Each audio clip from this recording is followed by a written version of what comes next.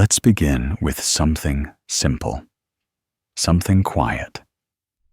Imagine a world without clocks, without light switches, without anything that buzzes, beeps, flashes, or pings. You're in a Viking-age farmstead, now, somewhere near a fjord, whose name has more consonants than seems practical. The year is 892, give or take a few winters. It is late afternoon, not 5:45 p.m., because that number means nothing here, just late.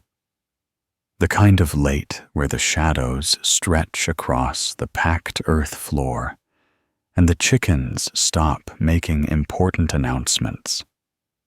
The sun is sliding down the sky with the urgency of a sleepy child refusing to go to bed, casting a soft golden hue over a roof made of turf, not shingles. Turf. Grass and dirt and patience laid layer by layer to hold in the heat. Inside the long house, everything is dim already. Smoke curls lazily toward a hole in the ceiling, technically a vent, but functionally a polite suggestion to the smoke to consider leaving. It only sort of works. The smell is a mix of wood smoke, wool, and cabbage that was enthusiastic 3 days ago. It's not unpleasant, just present. A kind of nasal wallpaper. Now you might be wondering where everyone sleeps in this long shared space. There's no master bedroom, no guest suite, just raised wooden platforms along the walls covered in sheepskins straw and the kind of linen that takes several months to make by hand and 2 hours to wrinkle. At this hour, the house is slowly quieting. One of the older uncles is poking the fire with more ceremony than effect. A child is being told a bedtime story that has more goats in it than plot. And you, if you were there, would be starting to settle into something called first sleep. This is not an error, not a nap. First sleep was a known and accepted thing. People in the Viking world, and many before and after, often slept in 2 phases. The first came shortly after sundown, when the body, having worked itself to a comfortable exhaustion, chopping wood, or carrying fish, or judging turnips at the market, welcomed rest as a familiar friend. The house would quiet. People would lie down beside each other, siblings, spouses, elders, and occasionally a guest who'd had too much mead and not enough walking sense. You'd sleep for 4, maybe 5 hours. Long enough to dream, but not long enough to be done with the night. The air grows cooler as the fire fades to a warm pout. Blankets are pulled up. Feet find feet. Elbows find ribs.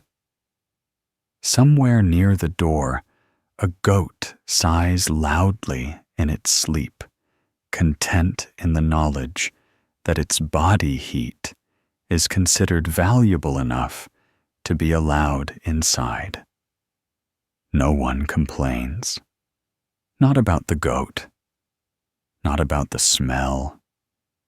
not about the cousin who occasionally talks in his sleep about a wheel of cheese he regrets not stealing. This is simply how sleeping works. It's natural. It's known. And now, first sleep has begun. But don't worry. We'll wake up again soon. Not for long, and not for anything terribly important. But there is still the second sleep ahead. There always is. So if your eyes are heavy, now feel free to let them close. We'll continue this quiet Viking evening when the house stirs again in the middle of the night, not with alarm, but with acceptance. Because in the Viking-age, even sleep had a rhythm, and everyone knew the beat. You awaken not with a start, but with the gentle drift of awareness that something in the air has shifted.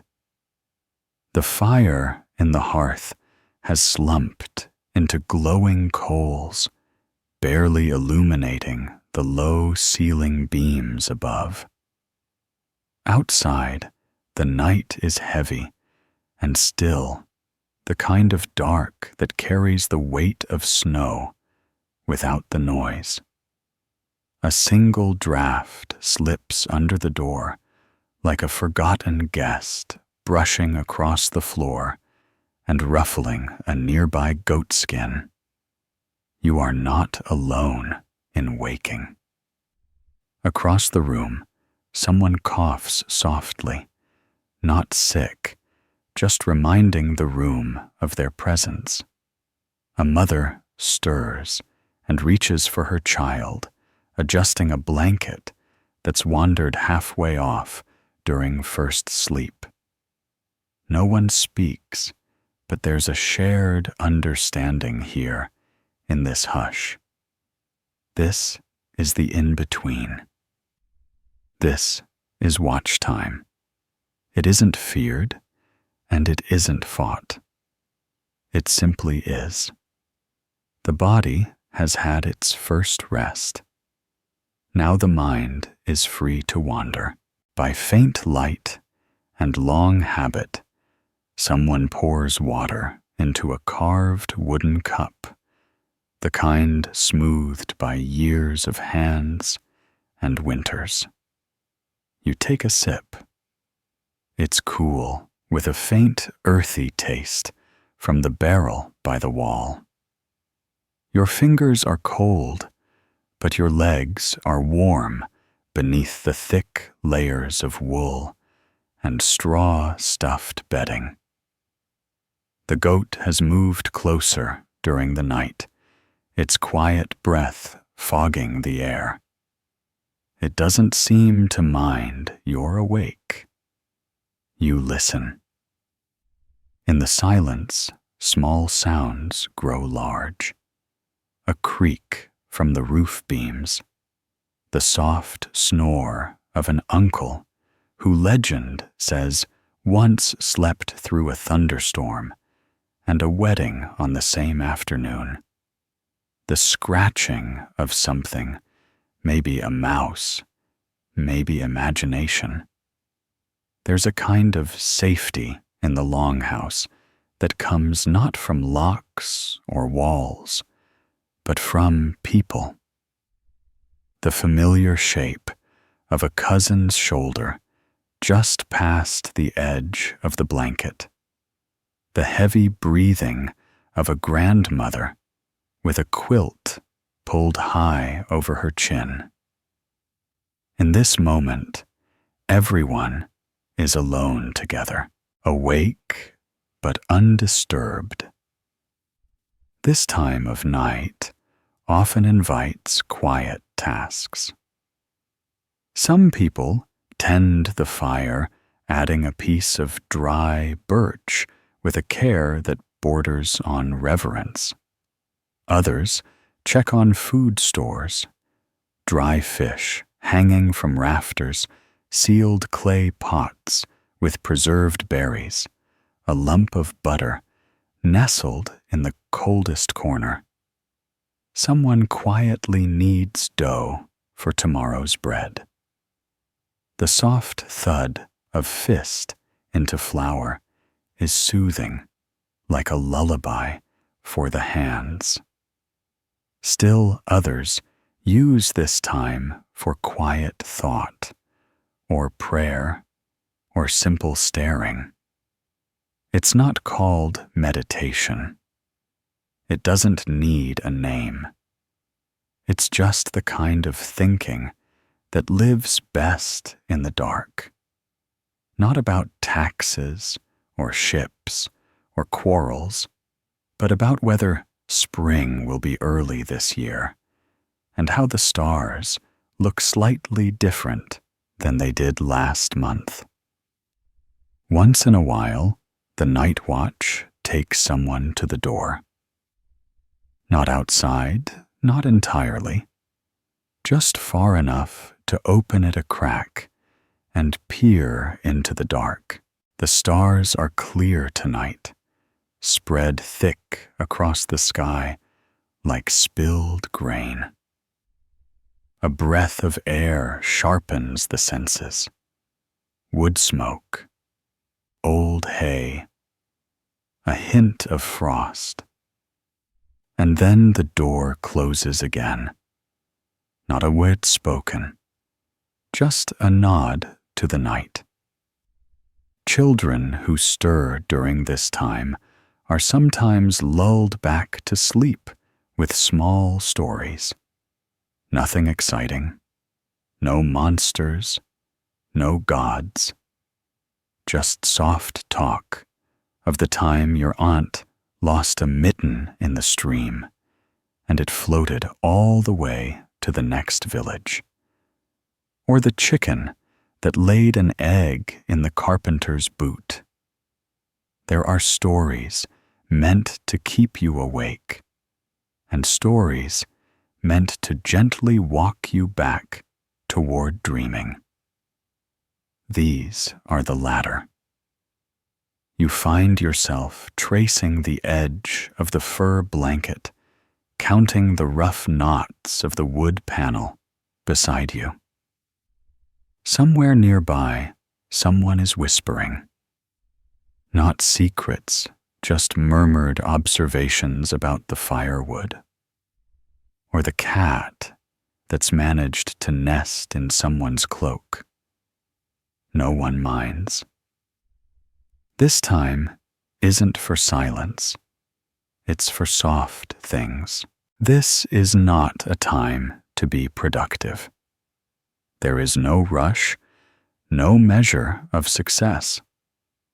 No one is learning a trade or making declarations. The tasks, if done, are done slowly.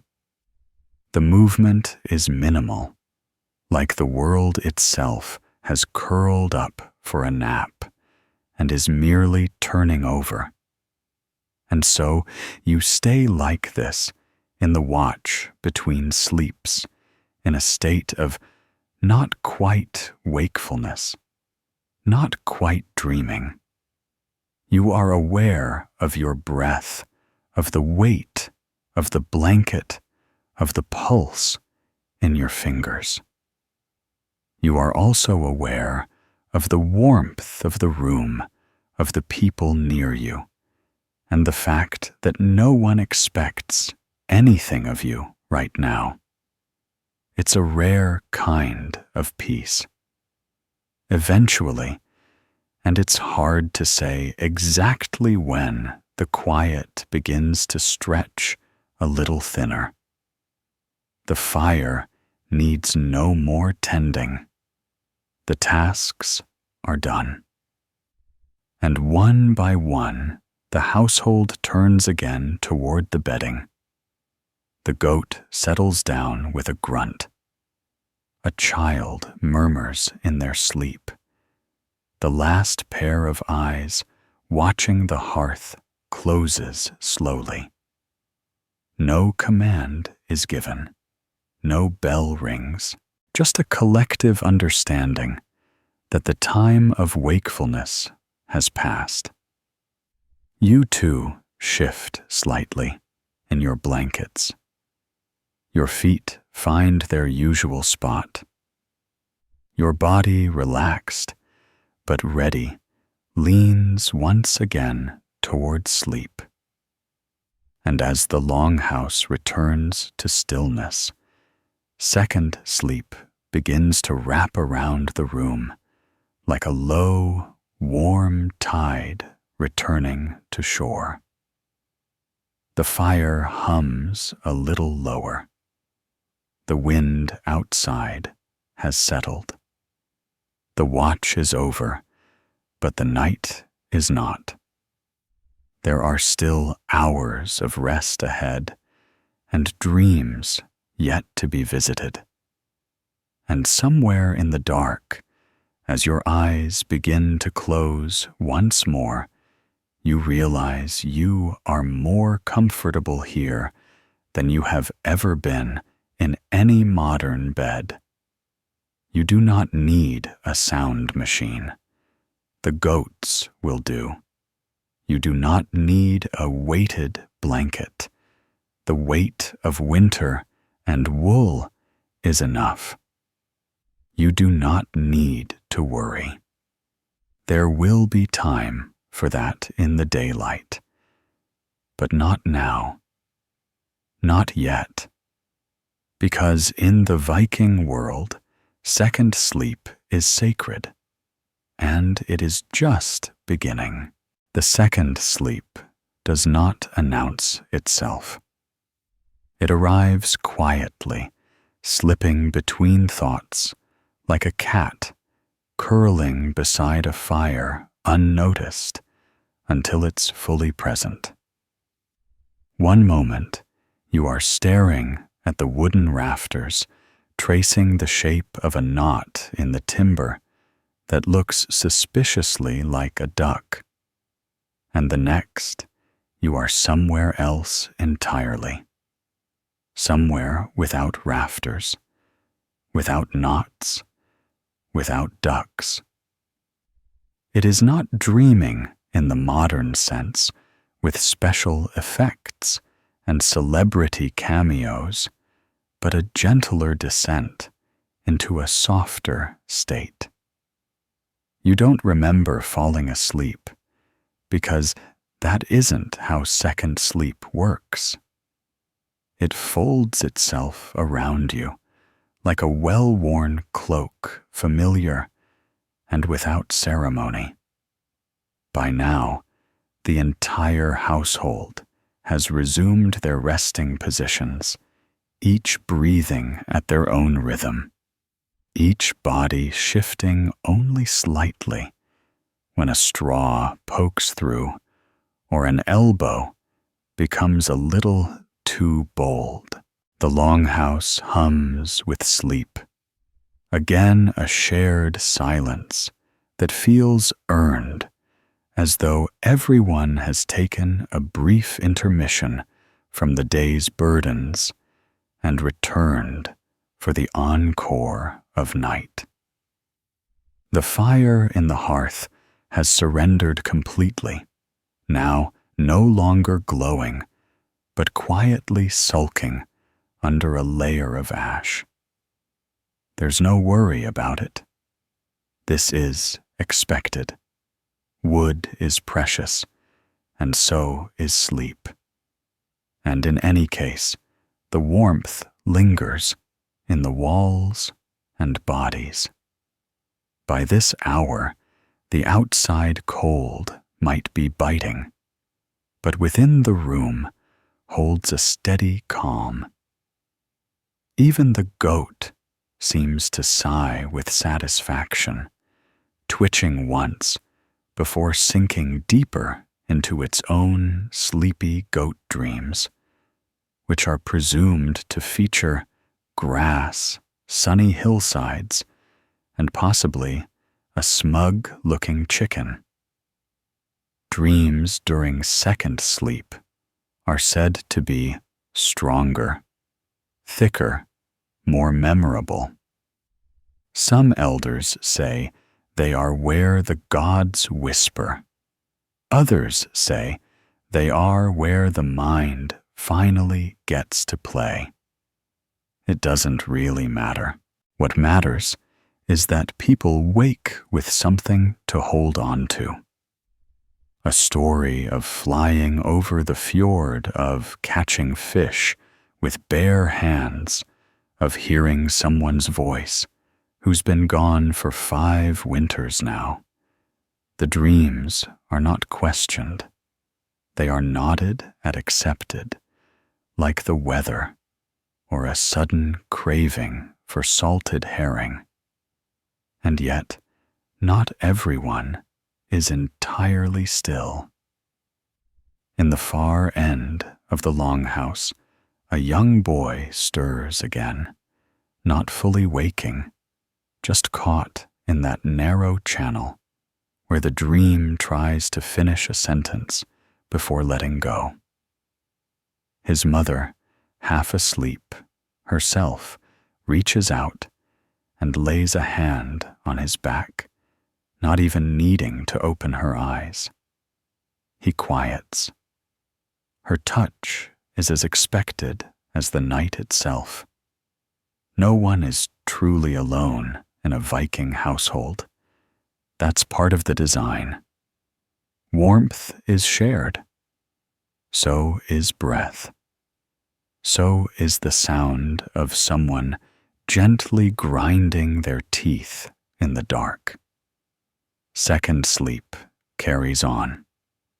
Outside, the stars shift. The moon slides past a wooden eave.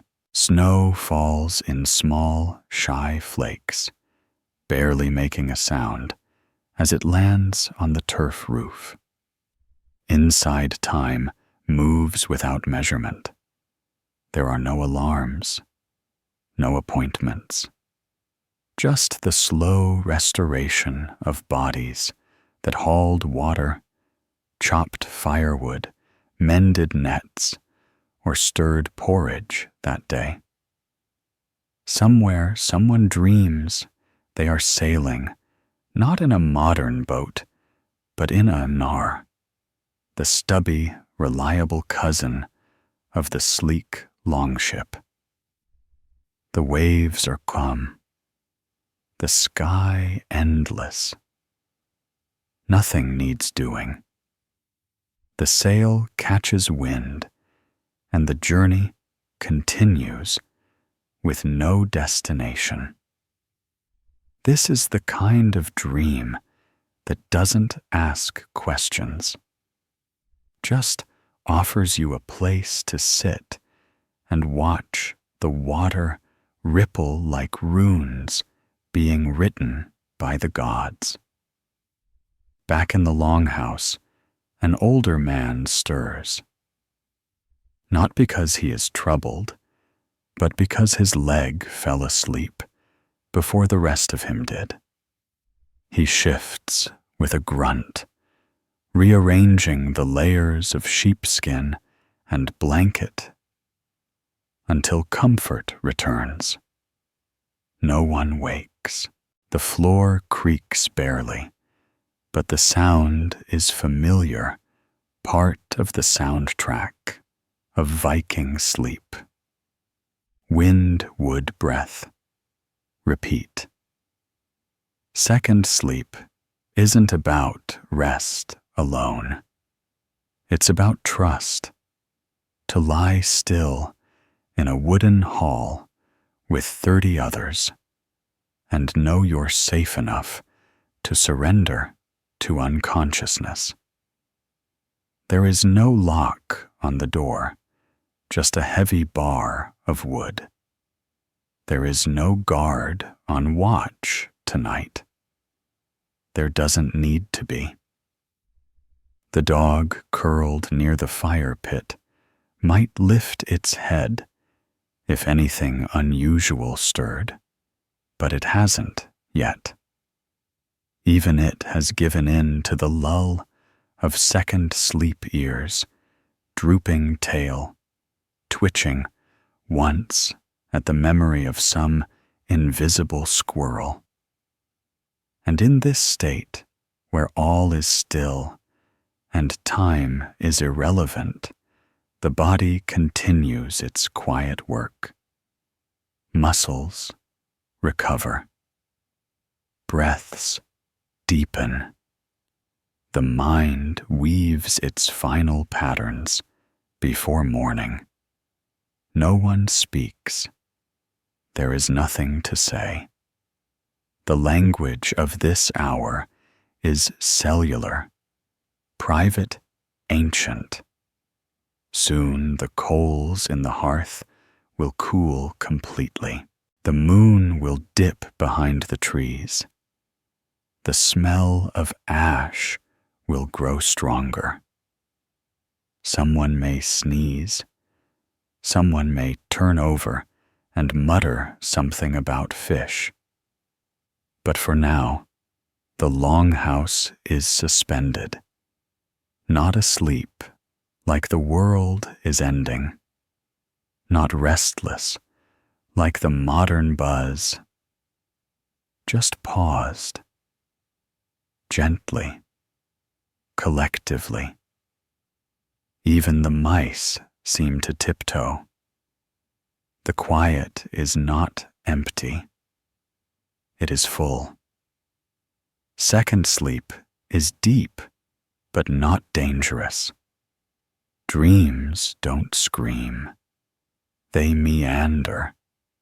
You are not chased or late or falling.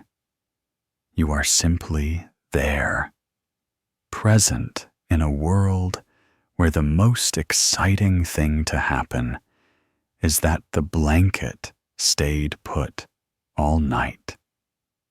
And if it didn't, there's still time to fix it before the first rooster makes his enthusiastic, ill-timed announcement. For now, though, none of that matters. You are tucked into the rhythm of the house. The second sleep is doing its work. You can almost hear it if you listen, not in your ears, but in your bones.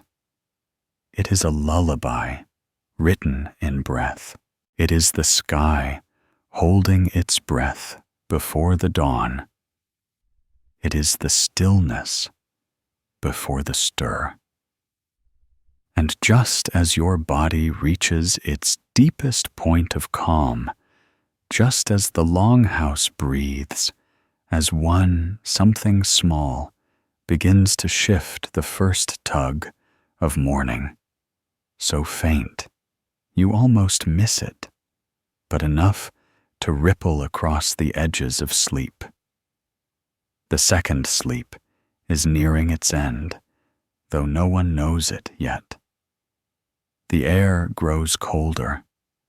The sky grows lighter by some small measure.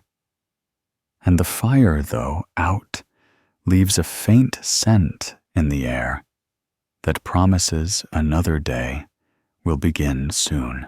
The first signs are always subtle. Before the rooster has cleared his throat, before the goat has shifted its weight, before the frost has begun to melt along the outer edge of the turf roof, something changes. It might be the weight of the darkness, thinning like wool, being stretched over a too wide frame. It might be the sound of breath, which grows just a little shorter, more curious. Or it might be nothing.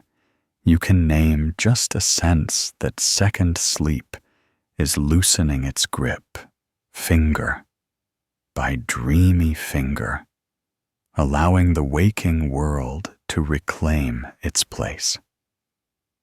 You are not awake yet, not fully, but the tide has turned. The air in the longhouse is cooler now, not enough to bite, but enough to make you tuck your feet a little deeper beneath the layers. Somewhere outside, a raven calls, once, then again, as though confirming the hour to no one in particular. And just like that, the spell of night begins to unravel slowly, but with certainty.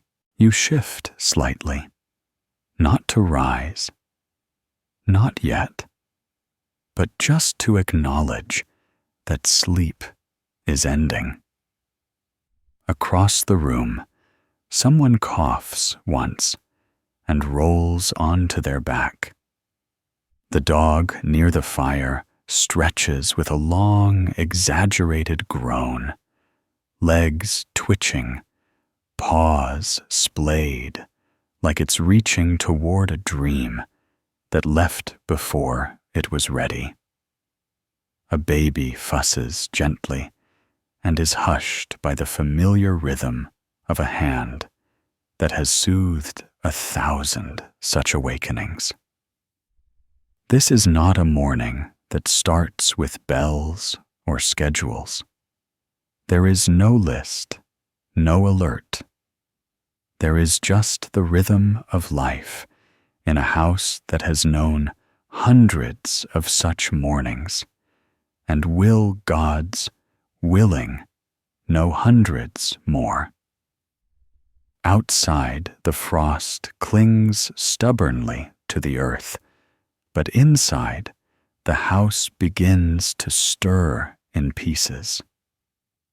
One person rises, not quickly, never quickly, and tends to the fire with practiced hands, coaxing flame from cold ash with a piece of flint, a bit of breath, and a quiet curse about the dampness of the wood. The flame catches. Light returns. It is orange and flickering, and smells of last year's birch. You feel it before you see it, that warmth inching across the room like a cat testing a new blanket. One by one, people begin to move. There are no loud voices, only whispers and yawns, and the soft rustle of linen and wool. The morning is not a rush. It is a negotiation. The floor-packed earth is cold on bare feet. You wince and pull your cloak tight before standing slow as a tree creaking in the wind. The goat watches you from its corner, blinking slowly, chewing something it has clearly been working on since midnight. It offers no judgment. It never does. This house, this space, is not about privacy or speed or ambition. It is about survival and rhythm. No one rises before they must. And yet, no one lingers too long. There is bread to be sliced. There is water to be fetched. There is someone who claims to have seen a fox near the chickens. Again. And while no one believes him entirely, no one ignores him either. You step over a cousin's elbow, avoid a pile of sleeping dog, and make your way to the door. It is heavy and creaks like it remembers older, louder winters. You open it with care. The air bites. It always does. Morning in a Viking farmstead is brisk, like a slap from someone who loves you but hasn't had their porridge yet. The sky is just beginning to pale, the stars reluctantly fading like spilled grain being swept from a wooden table. You breathe in through your nose, out through your mouth. The smell is sharp. Cold earth, smoke, distant sea, possibly turnips. It is a smell that never makes it into the sagas, but lives in the bones of every person who has ever woken on this land. You take a step outside your breath, forming a cloud that dissolves before it finishes a sentence. The frost crunches beneath your feet. In the distance, smoke rises from another house, another fire rekindled, another morning beginning.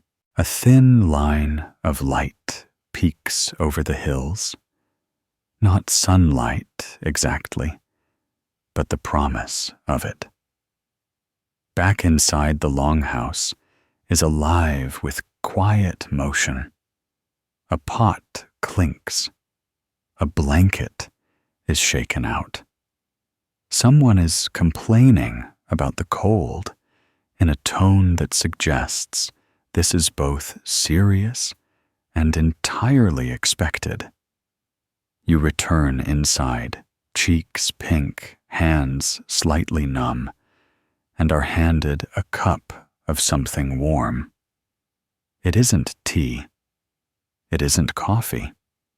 It's hot water that has known herbs in its past and might remember them fondly.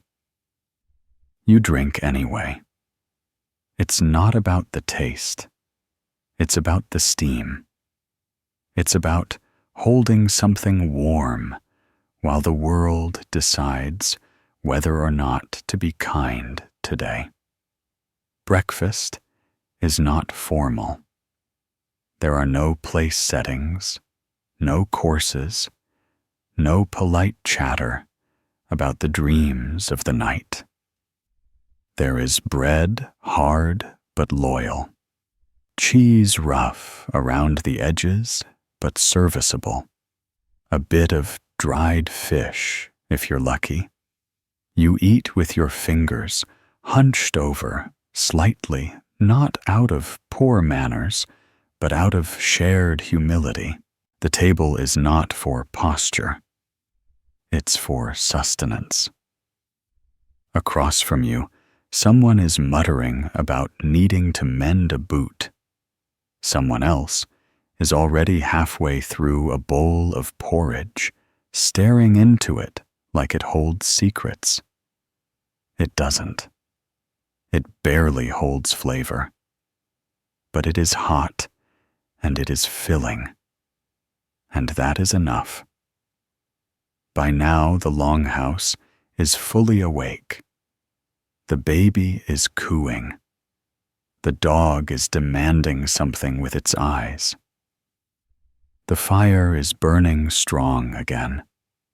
The shadows are shorter, but they still cling to the corners.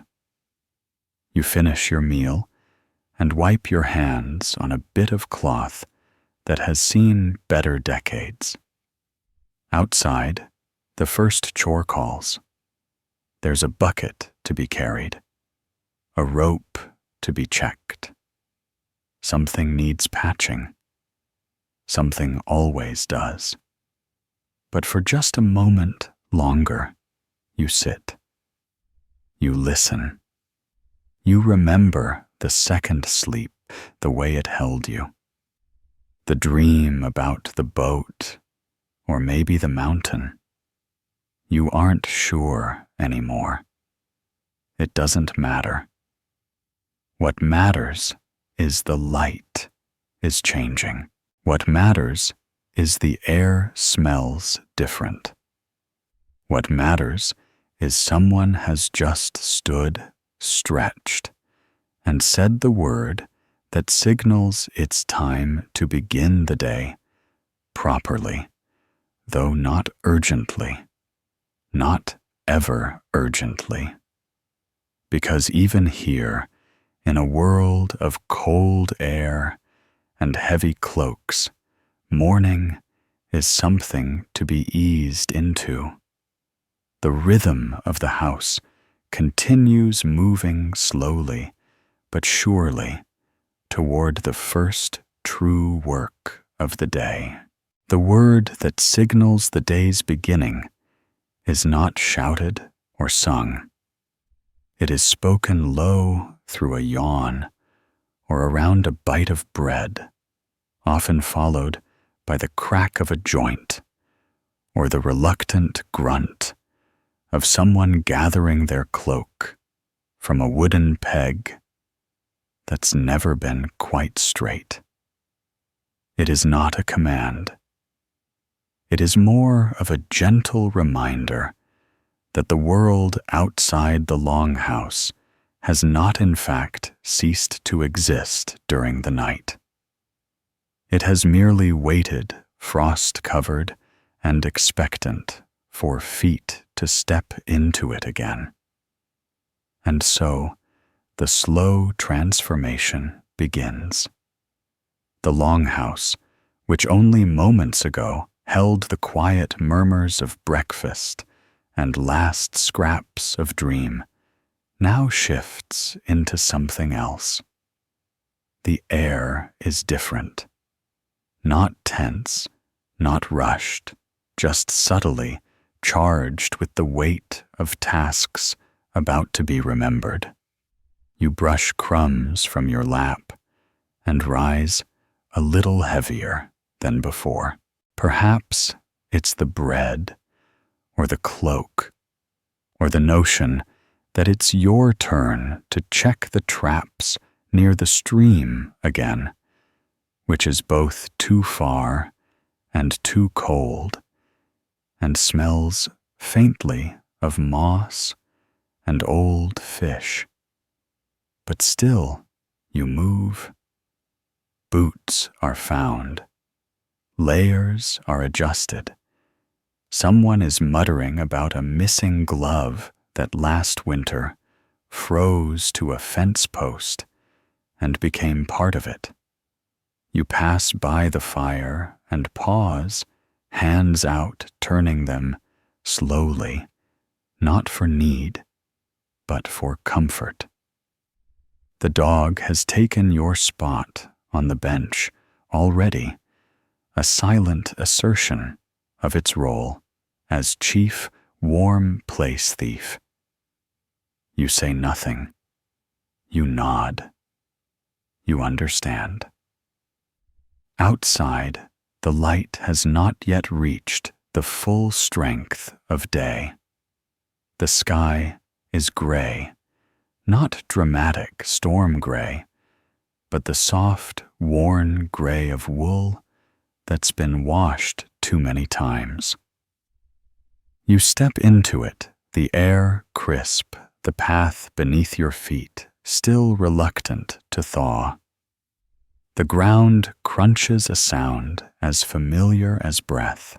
The chickens make offended noises as you pass ruffling feathers, as though you've disturbed their morning symposium. You offer them nothing but a glance. You're not the one feeding them today. Past the fence, the frost holds on to the grass like an old story that refuses to end. The trees are bare, but not bitter. They creak with wind, not sorrow. And as you walk toward the stream, your feet know the way better than your eyes. Each rut, each stone, each curious bend in the path has been memorized not by thought, but by repetition. It's not a walk exactly. It's a ritual. The same every morning, give or take, the weather, the foxes, and the quality of your dreams. Your fingers sting, and you tuck them inside your sleeves. The traps, when you reach them, are unremarkable in their success. One has caught a hare, small, scruffy, and already stiff. Another holds only the story of something clever that managed to escape. You reset it with numb fingers, muttering a brief line of thanks to the land. Not because you expect it to listen, but because it feels rude not to. You wrap the hare in cloth and begin the walk back, this time with a little more weight in your hands, and the vague satisfaction that comes from doing something the right way, even if it's only a rabbit and a bit of frostbite. Back at the house, the chores have blossomed. Someone is splitting wood rhythmically, the thud of the axe echoing between the walls. Someone else is milking the cow, her breath rising in great ghostly puffs as she shifts her hooves with theatrical annoyance. The children are gathering kindling, most of which they will drop and then gather again, having developed a system that values enthusiasm over accuracy. You hang the hare near the door, make a mental note to clean it later, and go to fetch water. The well is not far, but the bucket is stubborn, the rope stiff, and the handle cold enough to remind you that metal was not invented for winter. Still, the water comes dark and clean, and as you carry it back, sloshing slightly. Despite your care, you notice the first proper sunlight beginning to spill across the fields. Not much, just a thin blade of light slicing through the clouds, but enough to make the frost sparkle enough to remind you that the day does not intend to stay gray forever. Inside again, the house smells of bread, wool smoke, and whatever the dog rolled in yesterday. A comforting mix in its way.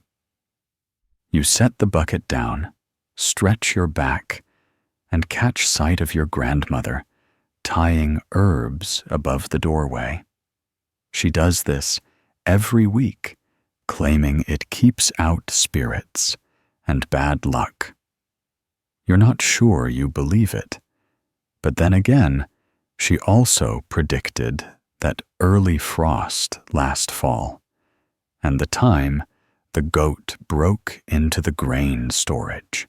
You nod to her, and she nods back without pausing her knot. The baby is asleep again, tucked in a basket beside the hearth. One tiny fist twitching in a dream battle with something no one will ever know. You resist the urge to pinch its cheek. You've learned that such actions result in long explanations about respect, discipline, and the unpredictable volume of infant displeasure. Someone calls your name, not urgently, just firmly. You're wanted outside. The fence needs checking again, or the sled needs mending, or perhaps it's your turn to clean the latrine pit, a task avoided with the skill of a seasoned warrior, dodging arrows. You sigh through your nose, adjust your belt, and step outside once more. The sun is climbing now, the clouds parting just enough to remind you that yes, there is color in the world beyond gray and brown. The fields are still asleep, but not for long. Soon there will be planting or digging or mucking or something else that ends in exhaustion and the satisfaction of a day honestly spent. But that's later. For now, you walk toward the shed where someone has already started sawing wood with a rhythm that sounds almost like humming, and the goat is eyeing a cartwheel with plans only it understands. Your boots crunch over the path. Your breath fogs the air. And the morning quiet and ordinary continues to unfold like smoke from a steady flame. Not fast, not slow, but surely moving toward something more. By the time you reach the shed, the light has taken on that dull golden tone that makes everything look slightly cleaner than it is. The rough edges of the world, the splintered fence posts, the moss on the stones, the goat's muddy hooves are softened in the morning's second act. The person sawing wood doesn't look up as you approach. It's not rudeness, just rhythm. The saw is old, but familiar, and sings in its own dry voice as it moves back and forth through a length of birch that will soon become handles, or pegs, or just firewood, if it turns out to be too knotty for anything more ambitious. You nod and pick up the mallet near the stump, a tool as worn and smooth as a river stone, and set to checking the sled, which sits slumped beside the shed like a tired ox. Its runners are cracked near the front, and someone has tried to patch it with a strip of hide and some wishful thinking. You kneel, run your thumb along the wood, and sigh, not annoyed, just resigned. It's nothing a little time and a steady hand can't fix, which of course means it's now your task. No one says these things out loud. They're just understood. You fetch a length of fur from the drying rack, knock it against the post twice out of habit, and begin shaving it down with a draw knife. Careful, slow. The shavings fall in soft curls, pale and springy, collecting in a nest around your boots.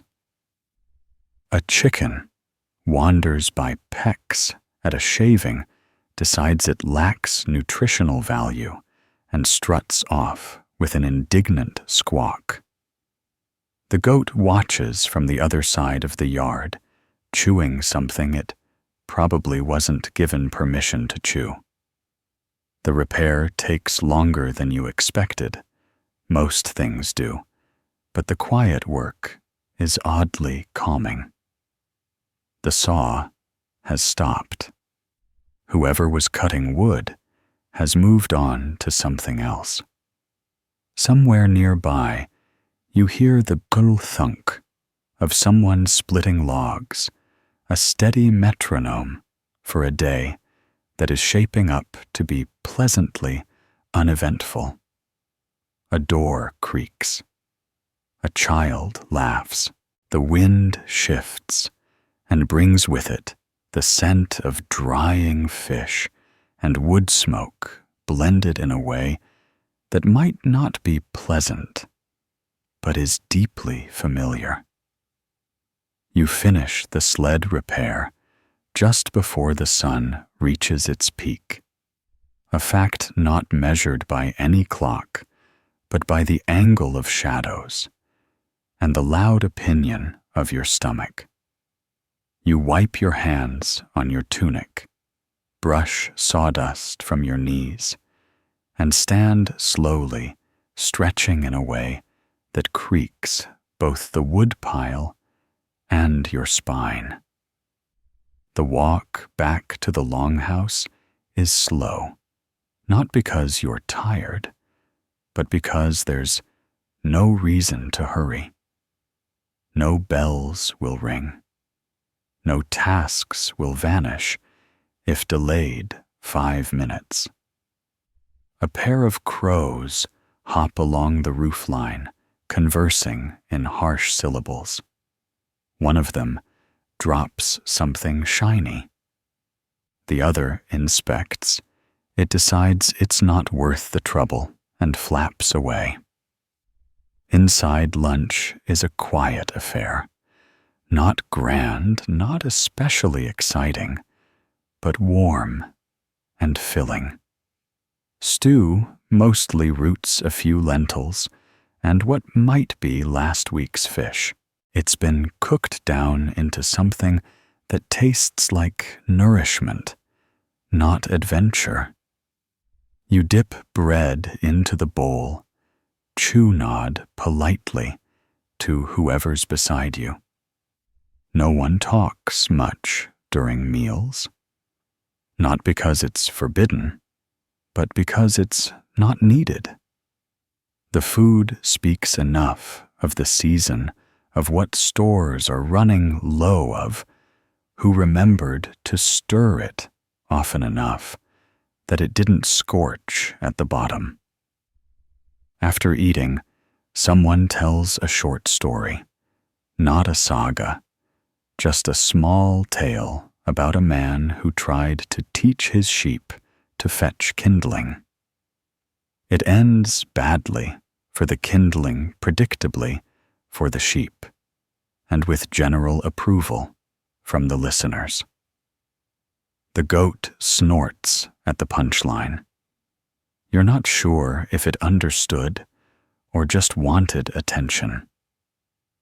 Afternoons are for more work, but slower, now paced with the digestion of lunch and the knowledge that the light will begin to shift again soon.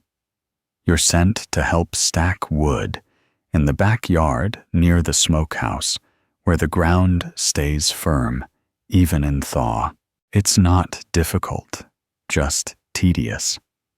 Lift place. Repeat.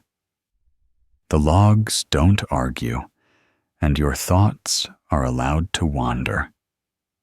You think about the dream you half remembered this morning, the one with the boat and the stars. You think about the roof of the barn, which probably needs looking at before the next rain. You think about the sled now whole, and the fence beyond the stream, which definitely is not. You hum a little. Not a song, really, just a rhythm to match the wood. Someone joins you, silently, passes you another log, and stacks the next one beside yours. No need to speak. The pile grows. The sun begins to slide westward, golden again, but lazier this time, like it has nowhere urgent to be. Shadows stretch long across the field, bending around the corners of the smokehouse and spilling into the path like ink from a cracked bottle. A breeze picks up gentle but clear and carries with it the scent of cold evening. Somewhere in the distance, a cow bellows, not in distress, just conversation. The chickens are herded into their coop with minimal protest. The goat, having chewed its way through part of a shoe it found near the shed, is finally led inside. And slowly, like soup thickening over a low flame, the day begins to close around its edges. You finish stacking the last log, pat the pile like a dog that's done a good job, and head back to the house. The sky is turning that strange color that only happens in the north, blue and silver, and a little pink, like the world has been dusted with flour. The first lanterns are being lit, wicks coaxed to flame with careful hands, and the same flint that woke the hearth that morning. The house glows faintly from within a low, golden heart, beating against the chill. You step inside, pull the door shut behind you, and feel the warmth immediately rising from stone and skin and familiarity. People are settling again, not yet for night, but toward it. Cloaks are hung, boots removed. Someone sharpens a knife slowly near the fire. Another mends a sock needle, flicking in and out of wool like a lazy fish. You sit, stretch, exhale. Your shoulders ache just a little in a way that feels deserved. A bowl of something warm is passed to you. You don't ask what's in it. You don't need to. The day has been quiet, steady, full of the kind of work that fills the hours without stealing the soul. And as the last of the sunlight fades beyond the hills, a quiet settles into the room. Not heavy, but deep, like the hush before the next breath. The bowl in your hands radiates a heat that settles into your fingers, a quiet contrast to the slow chill seeping through the cracks near the door. It smells faintly of barley, root vegetables, and a whisper of something smoked, probably that hare from earlier, now rendered into bits too small to recognize, but large enough to lend flavor. You raise it to your lips and blow slow and patient, watching the steam rise and vanish like tiny ghosts escaping into the rafters. Around you, the room has taken on its evening posture. Low light, low voices, soft motion. The fire has been stoked again, its glow deeper now stretching across the floor in long orange ribbons that shimmer with every pop of sap. Shadows shaped by the flicker of the flame dance slowly up the beams and across the hanging herbs.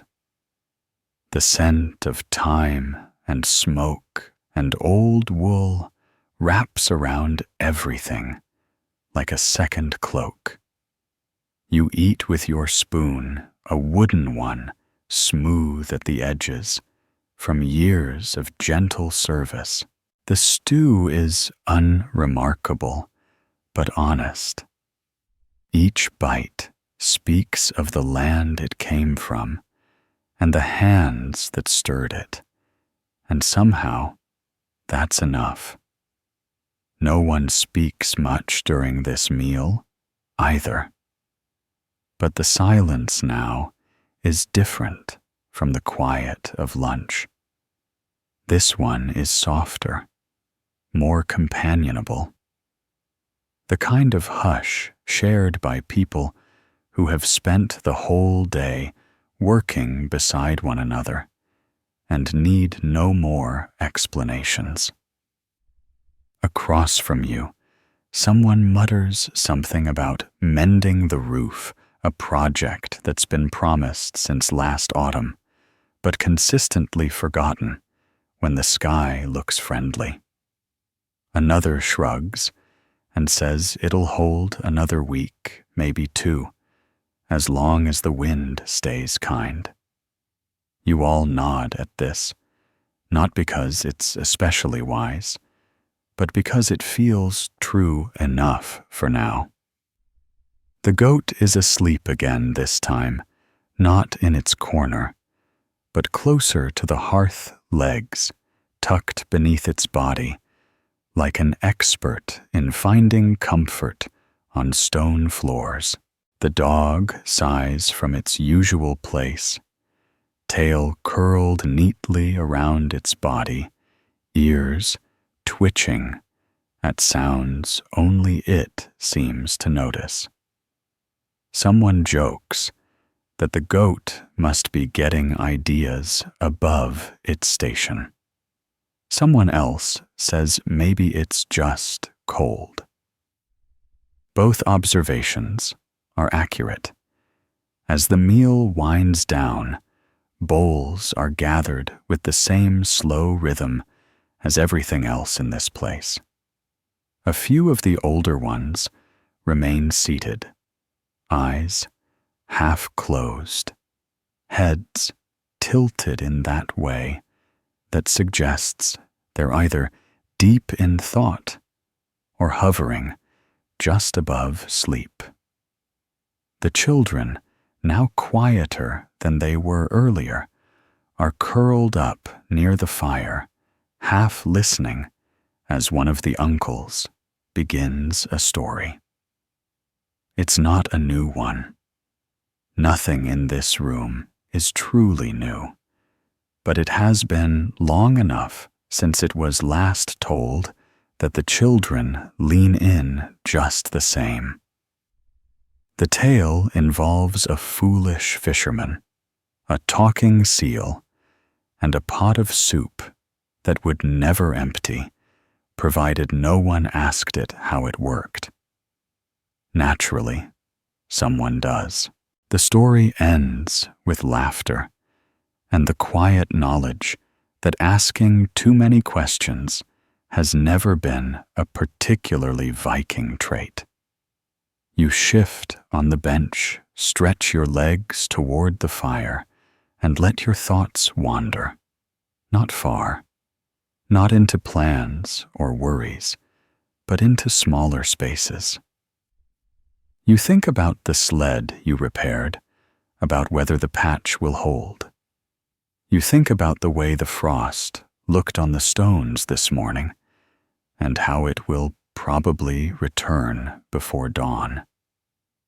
You think about the goat, who is now snoring gently, as though dreaming of a better class of hay. Evening in the longhouse does not arrive all at once. It creeps in layer by layer until everything is wrapped in it, and no one is hardly sure when the day became night. The windows, such as they are, show nothing now. The sky is a black curtain pulled close. The stars are out there, no doubt, but hidden from view by layers of wood turf and centuries of breath frozen on panes of animal hide. The air is cooler, but not cold. The fire takes care of that. And the people, the warmth of bodies and breath and shared space, keeps the cold at bay in ways no design truly accounts for. You pull your blanket tighter around your shoulders, not because you're cold, but because it feels like the right thing to do. Around you, the others do the same. The room grows quieter, still, not empty of sound, but thick with a kind of stillness that makes even a cough feel like a minor event. Now someone begins to hum. Not a song exactly, just a tone, a rhythm, a thread of sound that weaves its way through the room like smoke. It's an old melody, probably never written down, passed from throat to throat over fires like this one. You don't know the words, and maybe there never were any. It's the kind of tune meant to be felt rather than understood. A lullaby for adults. A reminder that the day is done and the night will keep watch for a while. Slowly, the room responds. Heads lean against shoulders. Blankets are adjusted. A cup is placed gently beside the hearth.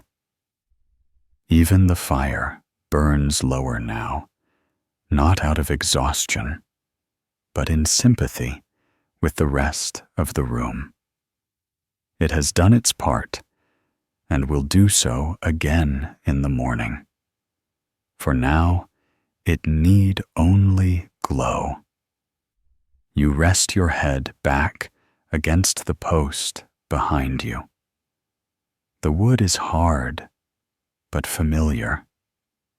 You close your eyes, not to sleep, not yet, but to rest the part of your mind that still thinks in sentences. Around you breath evens out. The hum has faded, replaced by the soft crack of ember and the distant shuffling of someone settling into their bedroll. The baby, wrapped tightly and nestled beside its mother, makes a small sound like a bird dreaming of flight. You feel the pull of sleep, not strong yet, but steady, a tide beginning to rise. Second sleep is still a ways off. There's a stretch of watchfulness first, that quiet space between days when no one is quite asleep, but no one is truly awake. You know it's coming. It always does. But for now, there's the warmth of the fire, the softness of wool, and the closeness of people who share your roof, and your rhythm, and your quiet acceptance that tomorrow will come soon enough. You don't know exactly when it happens, only that it has. The hum has stopped. The fire has settled into a dull, thoughtful glow, and the sound of the longhouse has changed. It's quieter now, but not silent. Sleep has come for some, not yet for others. The old woman in the corner breathed steadily, her lips parted. Slightly, one hand curled around the edge of her blanket, as if afraid it might wander off in the night. The man who was sharpening his knife earlier now lies flat on his back, snoring softly, with a sound that matches the rhythm of the firewood snapping under the coals. Near the hearth, the dog is asleep again this time, twitching in a dream that seems to involve a great deal of running. You remain where you are, eyes half-lidded, not because you cannot sleep, but because you're not quite ready to. This space, this small, uncertain stretch of night, is not a time of effort. It asks nothing from you. There are no decisions here, just moments passing like shadows, and you following them without stepping too hard. This is the in-between, the space between first rest and second sleep, where the body has paused, but the mind continues gently forward, not with urgency, but with curiosity. You listen.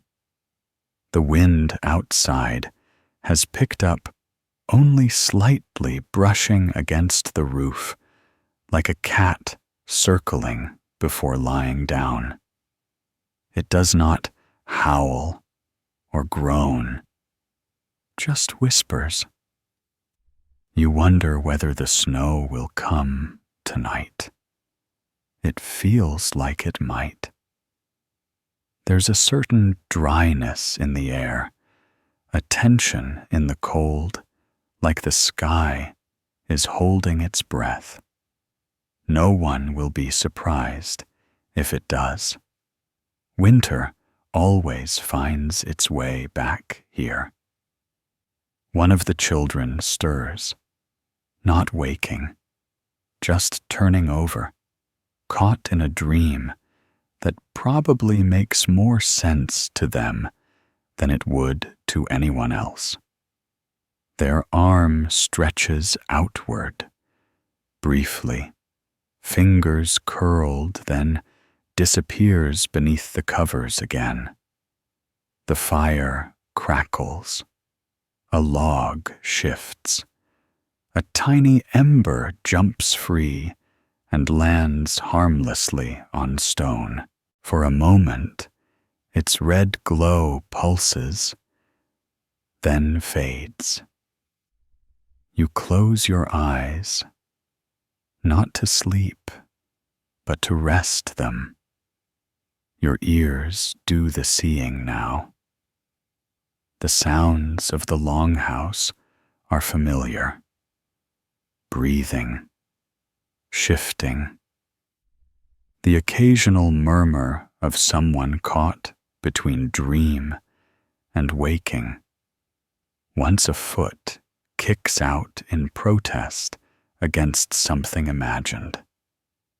Another time, a blanket is pulled more tightly around a shoulder, accompanied by a sigh. All of it normal. All of it old. This house has heard these sounds for longer than anyone here has lived. It knows what to expect. You let your thoughts wander. They drift first to the fire, what's left of it at least, and whether you should feed it one more log. Probably not. It will keep until morning. Then your mind wanders to the stream frozen now, except for one narrow run near the rocks.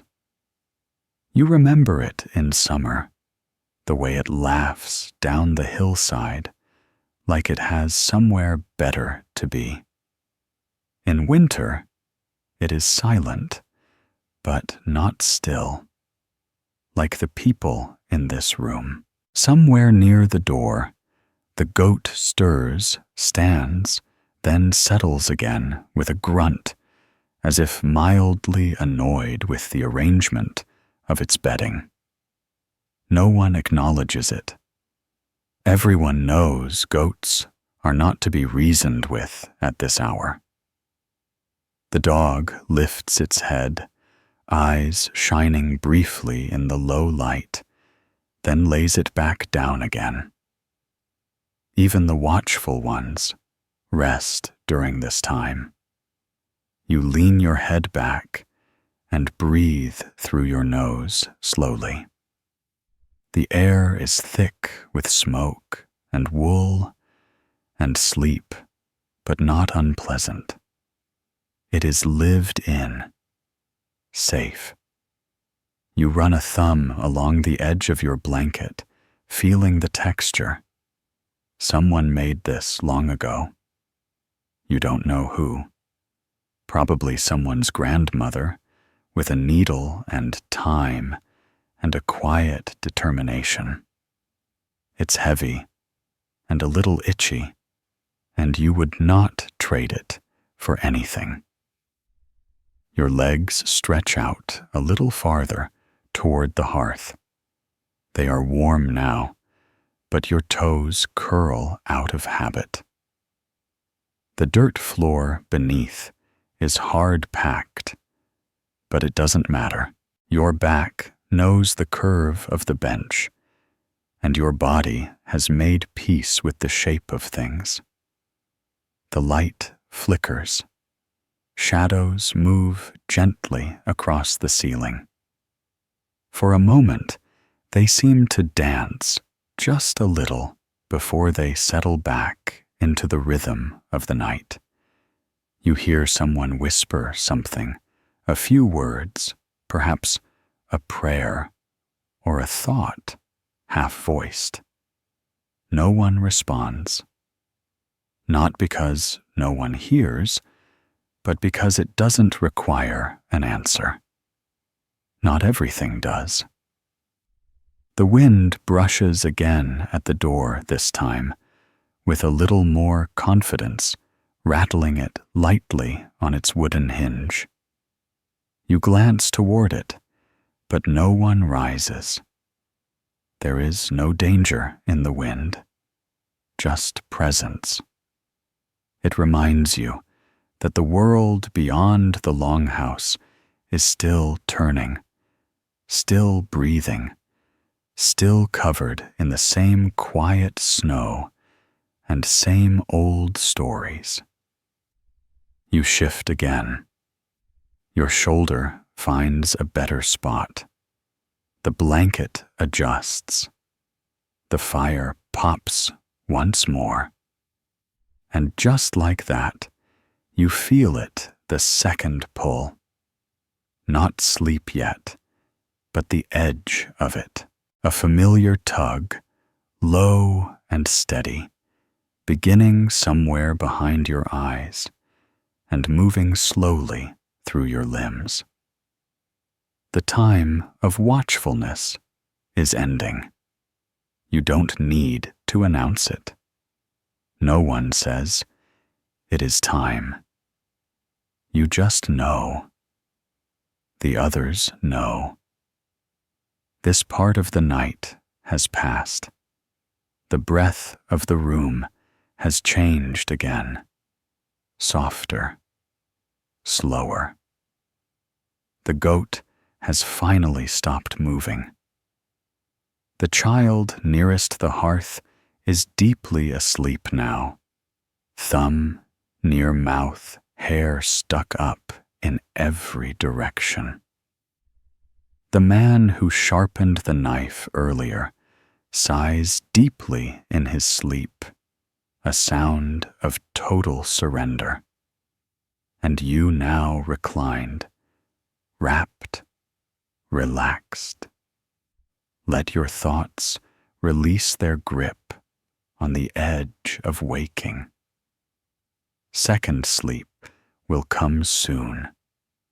You can feel it moving toward you, a tide slow, but sure, bringing with it not just rest, but dreams, not of today, not of chores or fences or soup, but something quieter, something older, the kind of dream that asks nothing and leaves you only the memory of having been somewhere safe. Your eyes close, not in defeat, but in welcome. And as the longhouse eases once more into full rest, the wind presses against the roof, and the snow, quiet, uninvited, inevitable, begins to fall. It happens gently, so slowly, you hardly notice the shift. There is no edge, no moment of crossing from wakefulness into slumber, only a slow fade, as if the world has been dimmed, one layer at a time. Your thoughts, once looping softly like threads in a loom, begin to drift farther from sense, unraveling from language, and curling instead into shapes and colors. Second sleep does not take you so much as it enfolds you, warm and full and without judgment.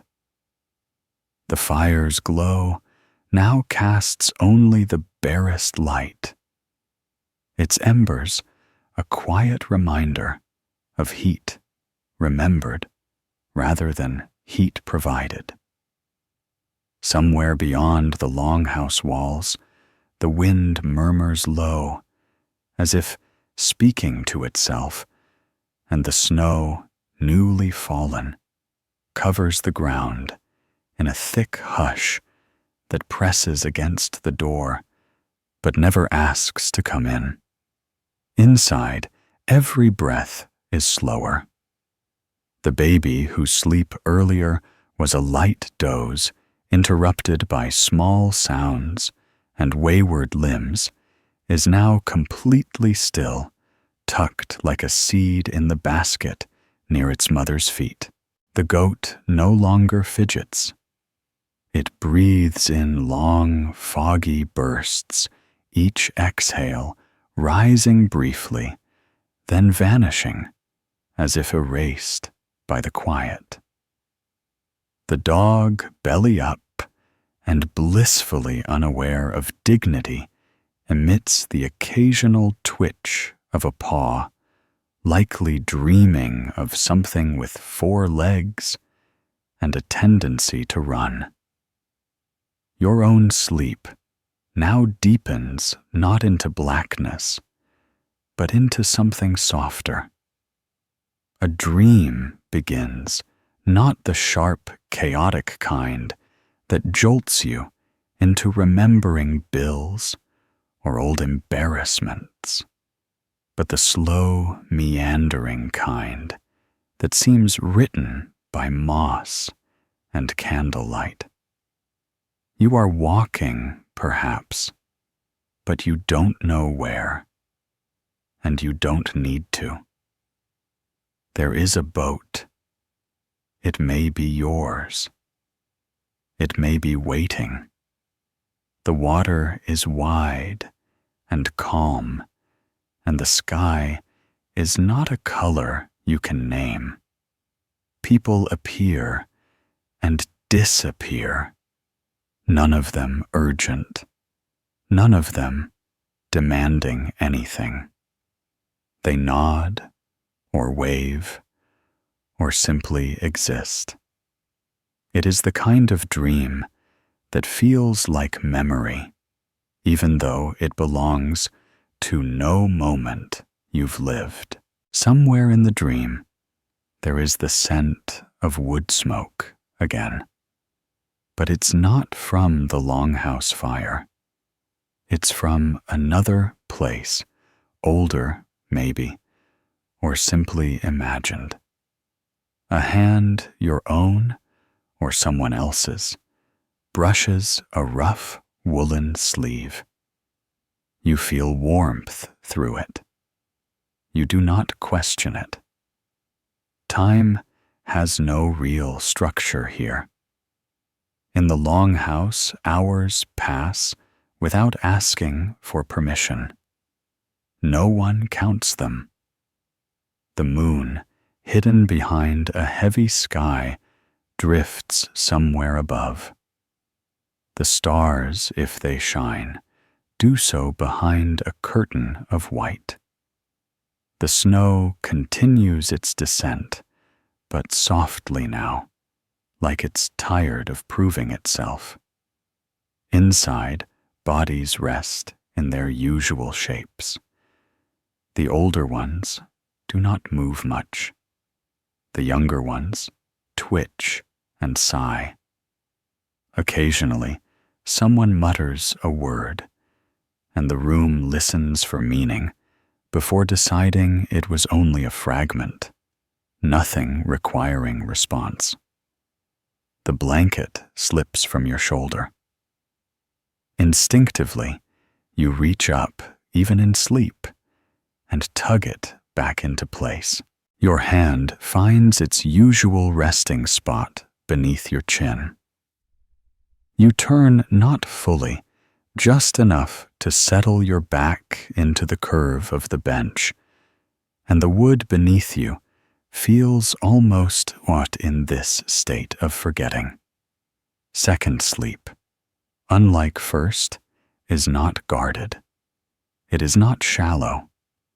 It is deep and slow, curling around every thought and smoothing the edges until even your worries no longer recognize themselves.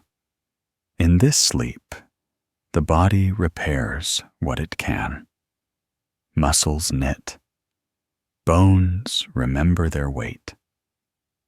Even your mind finds quiet places it forgot existed. Dreams drift in and out like smoke from peat fires, rich with meaning that never asks to be understood. In one, you are weaving. In another, you are floating above fields of green that stretch forever. The goat appears, briefly wearing a crown. You are neither surprised nor concerned. Everything here obeys the quiet logic of rest. In the room, the only consistent sound is breath, some shallow, some deep, some punctuated by occasional grunts or muffled snores. The fire gives one last reluctant crackle, then falls silent, surrendering fully to ember. The last shadows move slowly up the beams and rest there. No one stirs. There is no need. Everyone here knows their place, not just in the room, but in this hour. Second sleep belongs to all. It is the only time when the chieftain and the scullery boy are the same, both flat on their backs, wrapped in wool, visited by dreams that ask for nothing in return. You turn again deeper, now, disappearing from your own thoughts. The blanket shifts. Your breath slows. Even your fingers, curled gently under your chin, go still. The dream changes again. This time you are in a forest, or maybe a hall, and someone is singing a song with no words. It feels familiar, like a tune hummed by someone long gone or never met. You don't want to wake. Not yet. You don't need to. The night is long. The snow continues. The wind murmurs, but does not call. In the dream, there is warmth from a lantern, or a sun, or perhaps the memory of one. The forest or the hall stretches wide without walls. Somewhere in the distance, a bell rings softly, but not for you. Back in the long house, the baby stirs once, then settles. The goat shifts one hoof. The dog sighs.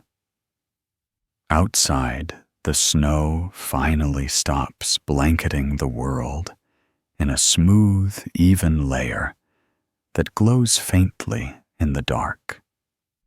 The wind quiets, too satisfied with its work. The house does not notice.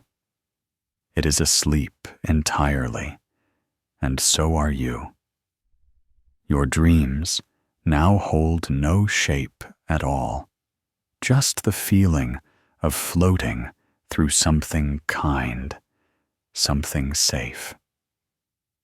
The second sleep, deep and complete, has carried you away, and still you drift. You do not awaken all at once. It begins with a small shift in your breathing, a subtle change in rhythm, the kind that signals the edge of dreaming has started to fray. Your eyes remain closed, but the warmth of sleep is no longer as thick. The dream, whatever it was, has faded into fog.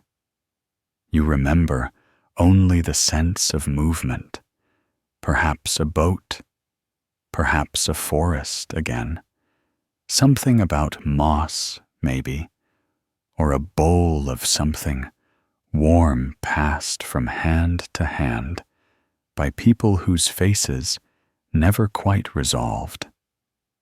Now the edges of awareness creep back in, like the faintest light under a door, not yet strong enough to see by, but enough to know the dark is beginning to let go. The longhouse is still quiet. The fire is nearly cold, a dull red smudge beneath a crust of gray ash. The air has that sharp clarity of snow outside and not enough heat inside, and your nose is the first to report the temperature's change. The wool blanket has slipped again. You pull it back up, still half asleep, and shift beneath it, shoulders hunched, face burrowed into the crook of your elbow. It's not quite time to get up. You can feel that. But second sleep is ending. Its work is done. Around you, small stirrings begin. Not many, and not loud. A creak from the far bench as someone turns. A sniffle. The soft grunt of a body resisting the call of wakefulness. The house is not ready to be awake, but it is no longer fully asleep either. You breathe in slow and deep, and the scent of ash and wool and chop earth filters through your nose. Someone near the hearth coughs once, followed by a rustle of blankets and the unmistakable sound of bare feet quickly finding their way into boots. A shiver passes through you in sympathy. Your eyes open just enough to see the glow of early light through the animal hide window, soft and white, with no sign of direct sun. It must still be snowing, or rather, it must have snowed, because there's that particular hush outside the sound of the world wrapped in a thick white coat. The first person to rise, whoever they were, is already moving about quietly, tending to the fire with a kind of sleepy reverence. A few soft clinks of metal, a puff of new smoke, a faint sigh as the flame catches again. The light from it stretches across the floor like a waking cat, slow and patient. You hear a pot being shifted into place. No one's boiling water yet, but soon there will be warmth again. The dog, now curled tightly by the door, lifts its head and sneezes. The goat remains deeply asleep, unmoved by all this minor activity. The baby stirs, not crying, just murmuring, and a mother's hand reaches without looking, settling the little bundle again, with a motion so practiced it could be done in sleep. Perhaps it is. You pull the blanket down just enough to peek out. The beams above you hold their familiar shapes, some smoothed by time, others still sharp from where they were hewn. The ceiling hasn't changed. The house is still your house. The morning, for all its silence, feels known, predictable, gentle. You sit up slowly. Your muscles complain in a friendly way, as if reminding you that you carried a bucket yesterday that wasn't as balanced as it should have been. You ignore them, stretch, yawn, scratch at your shoulder, rub your eyes. The blanket falls to your waist, and the cold rushes in like a polite but firm visitor. You shiver and pull it back up until you're ready. Not yet. Not quite yet.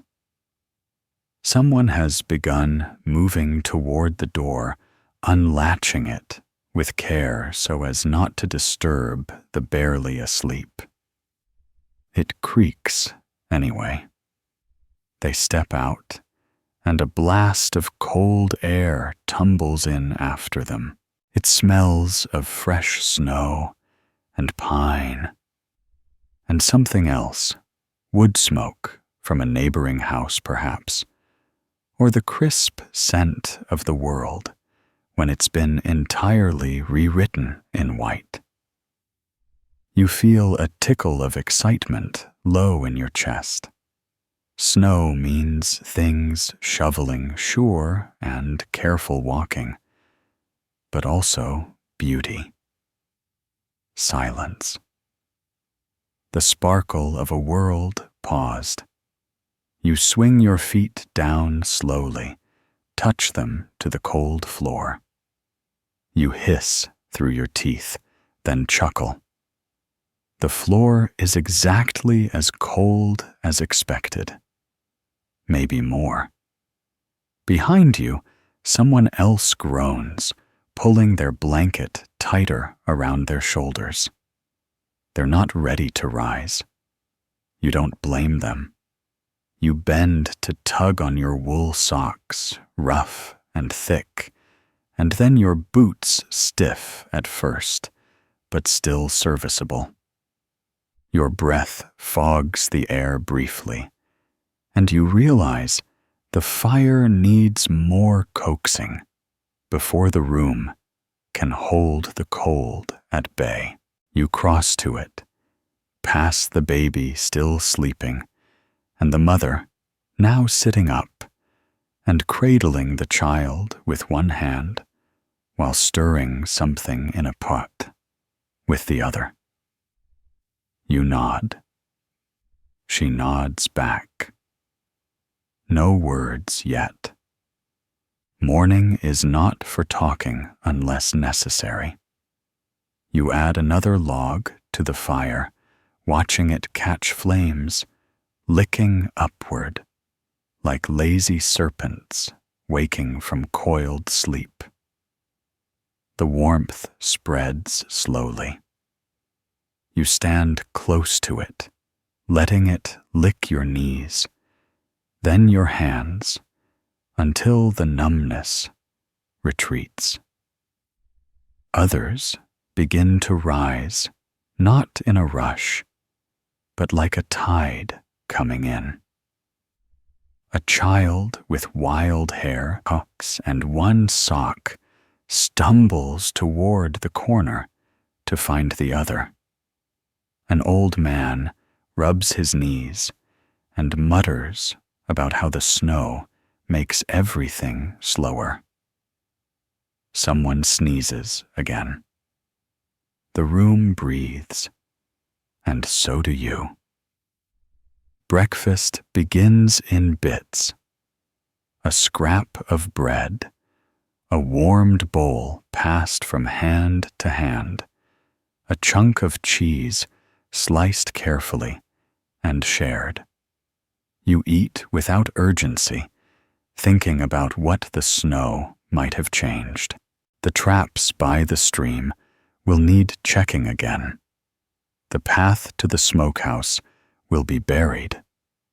The sled repaired not long ago may finally get its use. You smile a little at that, at the timing of it. The door opens again, and the person who stepped out earlier returns brushing snow from their shoulders and carrying a few split logs under one arm. Their cheeks are pink, their nose running. It's deep, they say, to no one in particular. A few heads nod. Deep snow means a different sort of day. Slower, quieter, a little harder, but not worse. You finish your bread, wrap your cloak more tightly, and look toward the door again. The longhouse is awake now, stretching yawning, cracking joints and lighting lanterns. The morning has fully arrived, snowy and gray and perfectly ordinary. You rise again, take a step toward the outside, and feel the air shift around you. The cold beckons. The day with all its small tasks and snow-covered paths waits patiently beyond the threshold. The moment you step outside, the world reintroduces itself with a softness that catches in your throat. Snow piled thick and fresh stretches from the longhouse door to every fence post, tree stump, and distant woodpile, a single unbroken sheet of white that gleams faintly beneath the pale morning sky. There are no footprints yet, no marks of work or wandering, just a wide, white silence pressing gently against the landscape like a hand laid flat. You take one step and hear it, the low, muffled crunch of snow that has not yet learned to melt. Your boot sinks just past the ankle, the cold finding its way around the seams before you shift and move forward, one deliberate foot at a time. Behind you, the longhouse breathes out warm air from the door, left slightly ajar, curling steam that fades quickly into the sky. You glance back, once noting the contrast of firelight flickering within against the pale emptiness outside. Then the door creaks shut, and you are alone with the morning. The cold does not bite so much as it insists. Your breath escapes in steady bursts, each one dissolving into the gray blue of the air, like a promise made and forgotten. You walk slowly toward the shed, first following the imagined line of yesterday's path, now hidden, but remembered by your feet, and the muscle memory of countless mornings like this one. The sled is there, right where you left it now, with a gentle layer of snow smoothing over its sharp corners and cracked repairs. You brush it clean with a wool-covered arm, feeling satisfaction at how well the patch has held. The wood beneath the snow is dry enough, and you give the runners a test tug. They respond with the slow, scraping glide of something almost ready. You nod to yourself, then move to check the harness, which hangs on a hook just inside the shed's open lean-to. It's stiff, as expected, and will need warming over the fire before it's soft enough to buckle properly. But that's a task for later. First, you check the trail.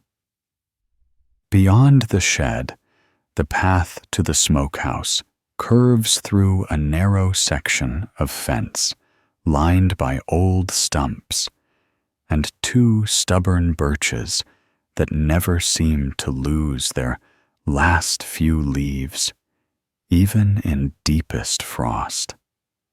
Today, they stand silent and glazed with white, their few remaining leaves stiff with cold, defiant, as always. The snow here is deeper past your calves, and walking through it requires more of you than you'd like this early. But there's nothing to be done for it. You lean forward slightly, using your body like a plow, and begin the slow push forward, one step, then another, your boots parting the snow with dull reluctance. Your breath grows heavier, but the cold keeps you from sweating too much. It's honest work, this walking. You find comfort in its simplicity. The smokehouse itself waits at the edge of the clearing, a squat shape barely distinct from the landscape, with only the thin curl of smoke from its chimney, marking it as occupied. You reach it, push open the door, and step into the warm, sharp scent of smoked fish and damp wood. It's not pleasant, not in a traditional sense, but it's familiar and means preservation, survival food that will last. You check the hooks, too, trout a haunch of something darker, several strips of drying roots. Everything as it should be. The warmth inside tempts you to linger, but the snow will not shovel itself, and there are paths to carve before anyone else can get about. You step back into the cold, let the door shut behind you, and stand a moment to catch your breath. The path to the stream, always narrow and slightly downhill, has vanished entirely beneath the snow. But you know where it lies. You've walked it enough times, blindfolded in your mind, that finding its shape now beneath the powder and drift is more about faith than precision. The sled will go this way later. You need to make sure it's ready. So you start again. The cold has worked its way through your mittens and into the corners of your fingers, but your legs are warm now, flushed with motion, and the wind is light enough not to steal too much from you. You walk. Step by step, you press the snow into new memory. Behind you, your footprints form a tidy line, temporary but serviceable. And for a moment, you stop, look back, and feel a strange pride at the neatness of them, the way they seem to say someone has already lived part of this day. You turn again and keep moving. At the stream, you pause. It's nearly silent here, the snow muffling the usual creaks and snaps. But the water still runs narrow and determined in the center of its frozen banks. A small patch of exposed rocks bubbles gently, and the ice that frames them glistens like blown glass. You kneel not quickly and brush snow from a flat rock before lowering a gloved hand into the water's edge. It's biting, but clean. You fill a small bucket, careful not to disturb too much, and stand again with a grunt.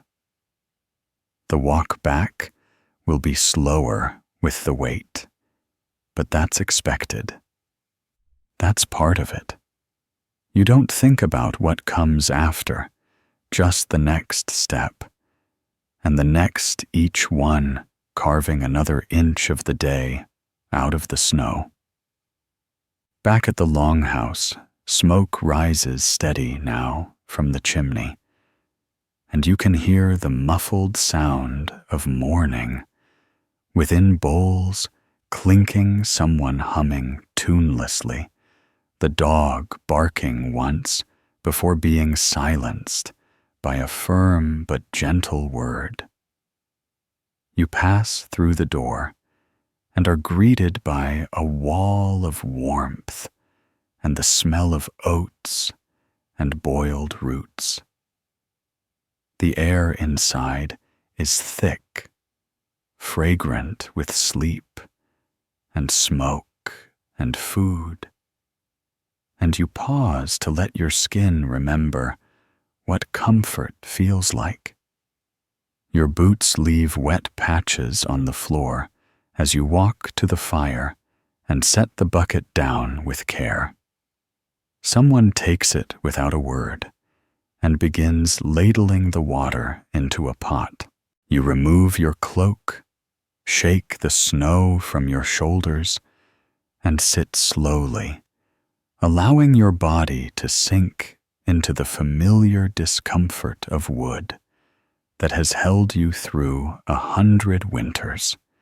The heat from the fire reaches your knees, then your chest, then your fingers. Someone passes you a bowl. You accept it. You eat. Outside, the wind picks up again. The snow, new and heavy, begins to fall once more, covering the paths you just made with gentle indifference. But you don't mind. That's tomorrow's walk. For now, your place is here, beside the fire, in a room filled with breath and breakfast, and bodies slowly returning from sleep. You lean back, the bowl warm in your lap, and feel the weight of the snow not as a burden, but as a blanket spread across the world, asking nothing but patience in return.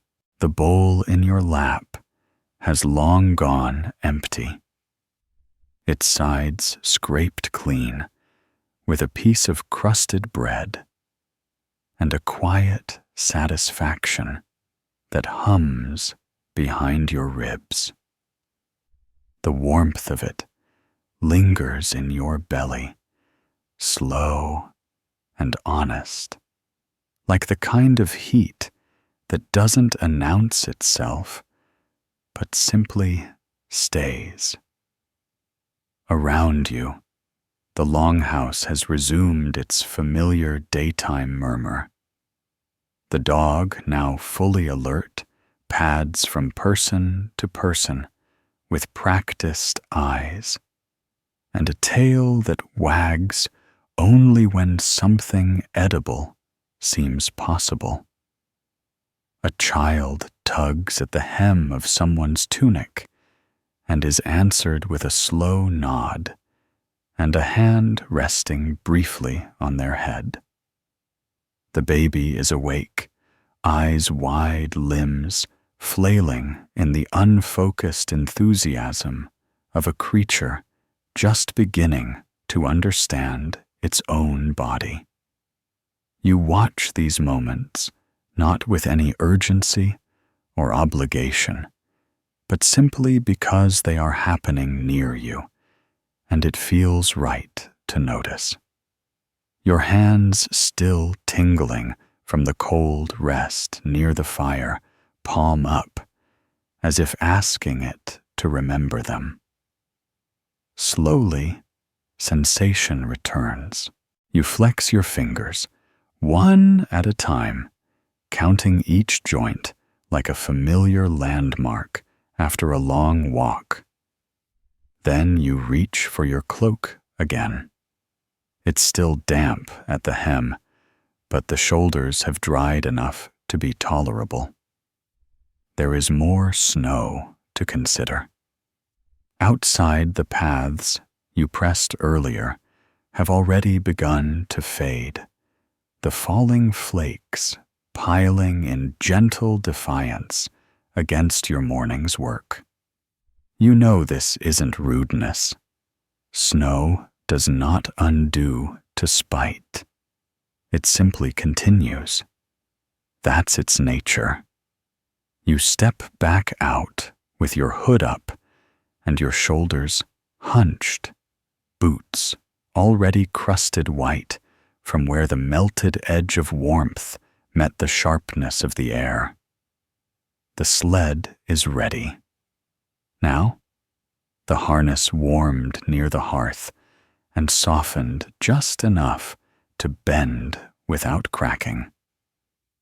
You fit it with slow care, checking each knot, each binding, as if the wood might forget its shape without your attention. Then, gripping the rope and leaning forward, you begin to pull. The load is light today, just a few empty baskets and a coil of rope tucked beside the iron tongs, and a wrapped bundle that holds nothing but dry moss and a few flint shards. Still, the snow makes it heavier than it should be, and you must lean into each step, carving a trail behind you, as deliberate as script. The path is the one you made earlier toward the stream, though it is less a path now and more a suggestion, a memory already softened. You follow it anyway. Your boots fall into the same places almost perfectly. The sled whispers along behind you, not quite gliding, not quite dragging, just present.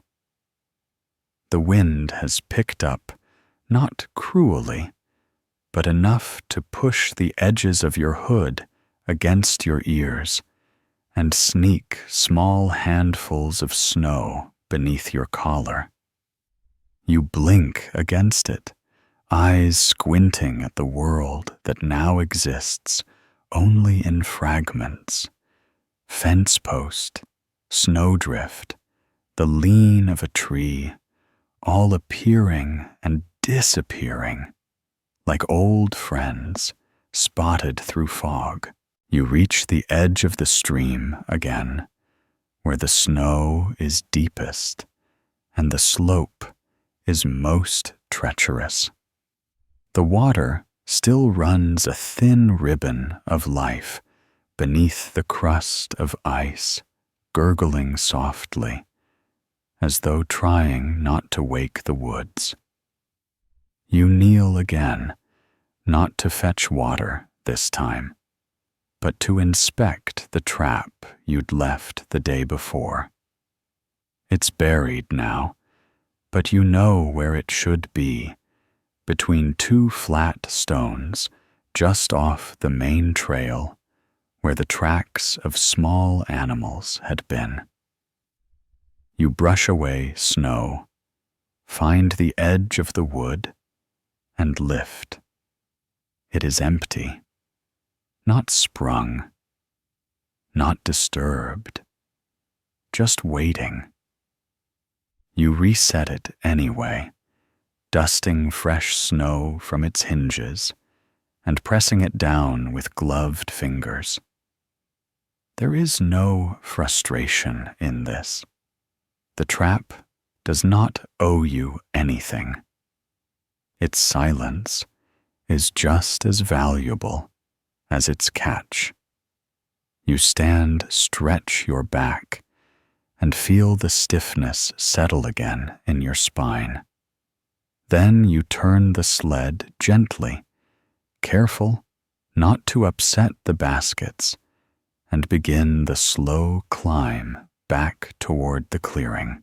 The wind stings a bit harder now, and the snow still falling has become more deliberate, each flake larger, more defined. They land on your cloak, your gloves, your eyelashes, melting only reluctantly. You do not quicken your pace. There is no point. The snow will do what it must, and you will move through it as best you can. Behind you, the sled marks your passing 2 lines, and a ripple of basket tops trailing through the drifts. You glance up once as a crow passes overhead wings, stretched wide, feathers tipped in frost. It makes no sound, just moves on. There's something in that flight, you understand, though you couldn't explain it if asked. By the time you return to the longhouse, your legs ache pleasantly, and your breath has grown deep and regular, like the air has reminded you how lungs are meant to work. The door opens easily, and again the inside rushes to greet you, heat and light and voices. You step in and are wrapped in it. The fire is stronger now, someone having fed it well in your absence. A few figures sit nearby, mending things, nets, socks, the binding of a worn leather pouch. One of them looks up, nods toward the door as you shake snow from your shoulders. Snow's sticking. They say more observation than concern. You nod. It is. Someone else offers you a cup, just warm water, touched with a few needles of pine. You sip, grateful for the heat and settle onto your usual bench muscles, sighing as they find stillness. The dog wanders over, sniffs your boots, licks a patch of snow from your knee, then curls up beside you, tail draped over its nose. You lean back, resting your head against the wall, and stare into the fire. Outside, the wind continues, and the snow layers itself upon the world. Inside, the air smells of smoke and wool and pine. You are not tired, but you are at rest, and the day still stretches ahead, quiet blanketed, waiting like a fresh path you have not yet stepped onto. You sit for longer than you meant to, though time. Inside the longhouse doesn't travel in straight lines. It settles, circles, waits, and nudges forward without asking permission. The cup, once warm, is now only lukewarm in your hand.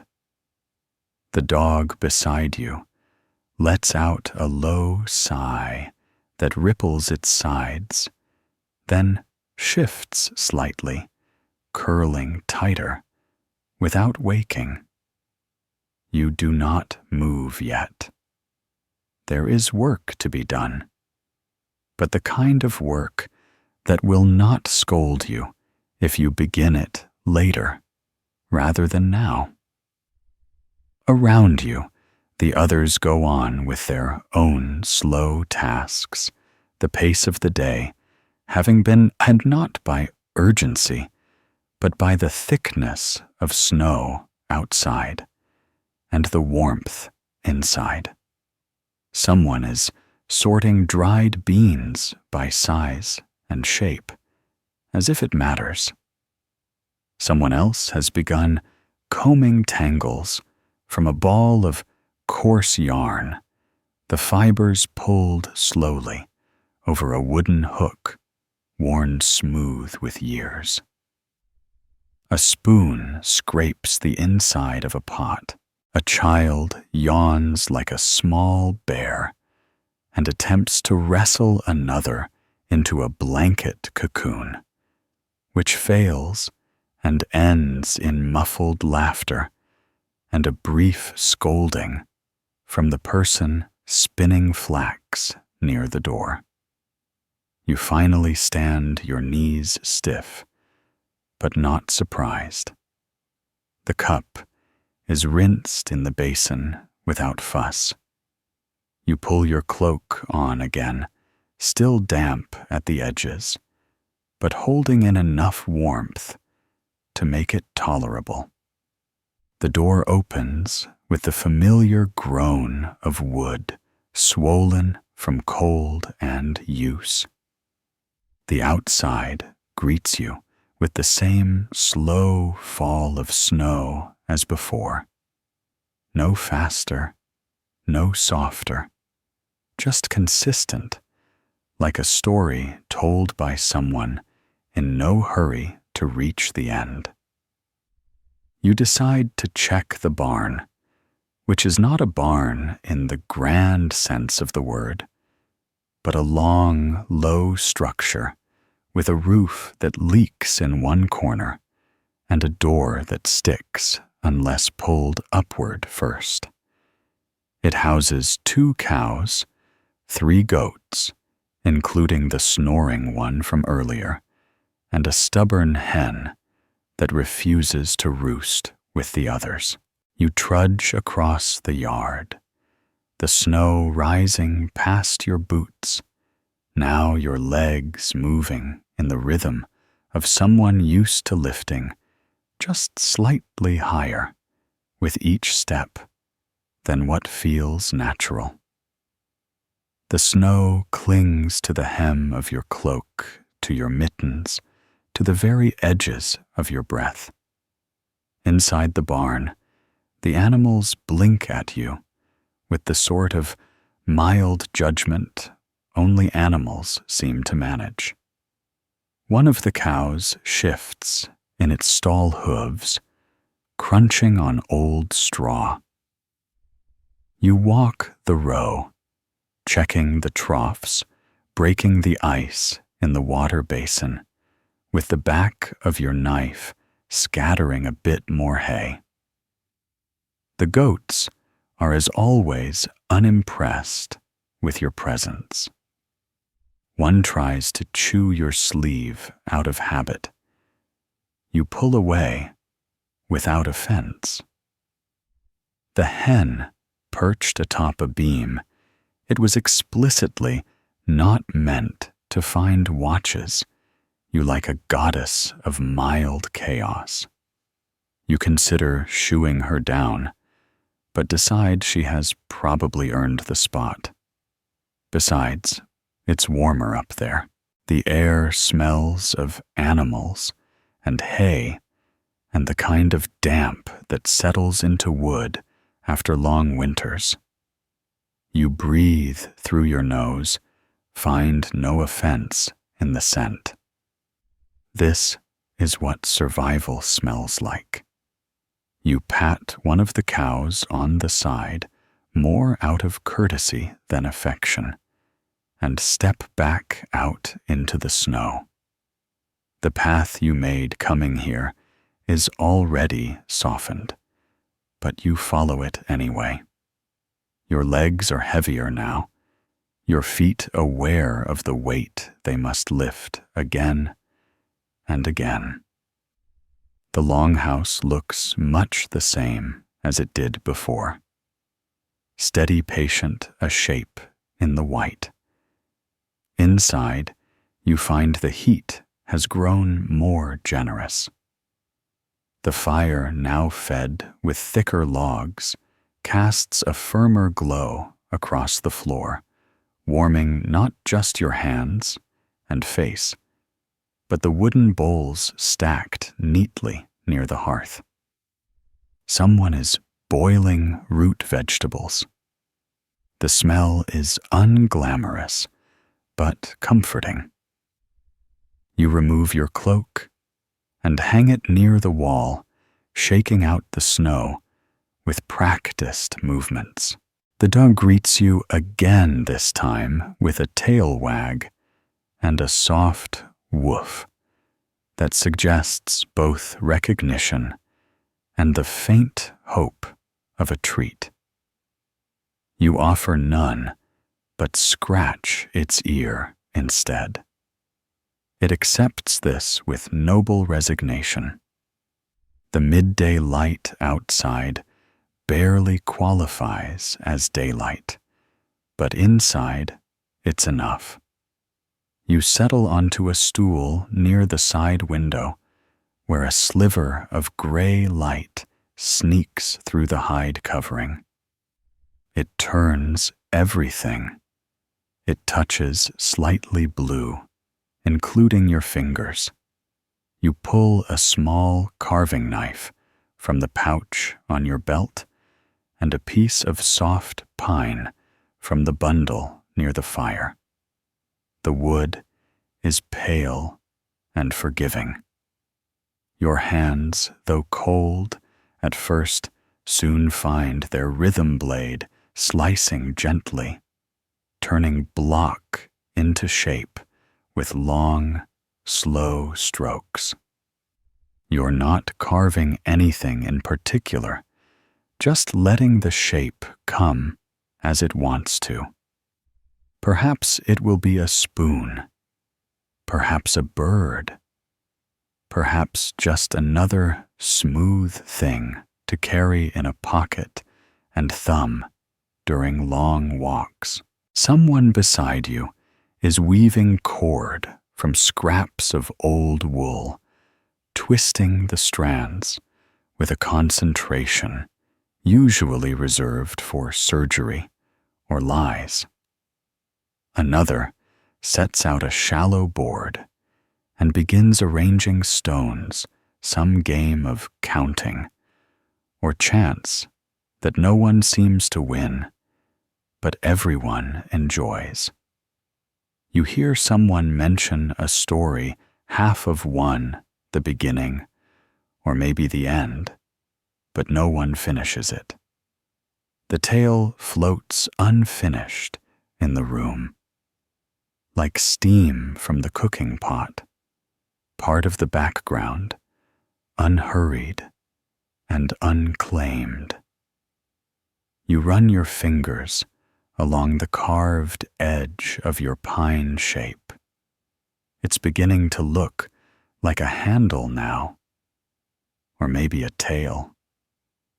The knife slices again, and the wood shivers under its touch.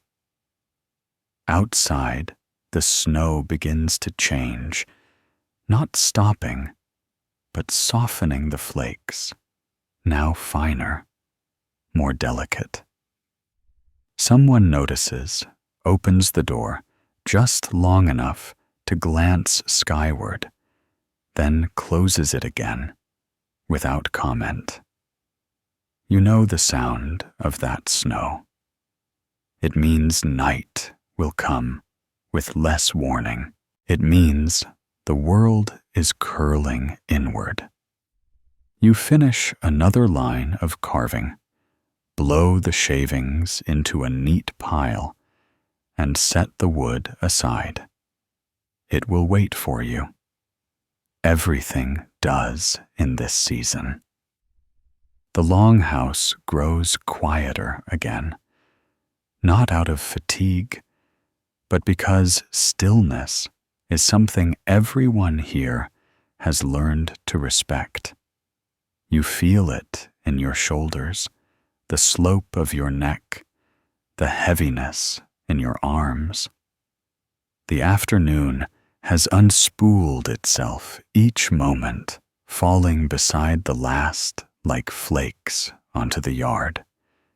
You glance once toward the fire and wonder if the sled will be needed again before the next sleep, or if perhaps, for this day, it has done enough. As the afternoon continues, its quiet retreat into evening, the longhouse absorbs the shifting light. Without protest, walls darkening by degrees, as though the timbers themselves are growing drowsy. No one calls it evening, yet it is simply the next part of the day, the stretch where things become slower, quieter, and more thoughtful. You place the piece of pine on the shelf above the firewood, where it will wait among other half-finished objects, a spoon without a bowl, a peg that no longer matches any hole, a strip of leather that once thought it might become a handle. All of it waiting. Outside, the snow has thinned to a soft drift, the kind that seems to fall in hesitation rather than purpose. It moves sideways now, caught in the low sighing breath of a wind that neither grows nor fades. You listen to it through the door, through the seams in the wall, the way one listens to a song, without knowing any of the words. There is still work to do, but it's the kind of work that does not mind being done slowly. You rise, stretch, and feel your spine acknowledge the hours you've sat, then cross the room to check the baskets by the door. They've dried some edges, curled slightly, the cords loosened from their damp shape. You test one with your thumb. It will hold. You stack it gently atop its twin and take both out with you, the cold outside pressing lightly against your face like the edge of a question you don't need to answer. The path you made to the smokehouse is mostly gone now. The snow didn't erase it so much as blur it. Your steps turned from certainty to suggestion, as if the ground itself is trying to remember where you went. You walk more by memory than sight, the baskets balanced on one hip, the snow brushing against your calves with the familiarity of a worn-out greeting. The sky above has shifted again, not darker, but dimmer, its blue turned soft and shallow, like water at dusk. It won't be long before the stars try to push through. When you reach the smokehouse, the door groans in the same voice it always does, displeased, but not surprised.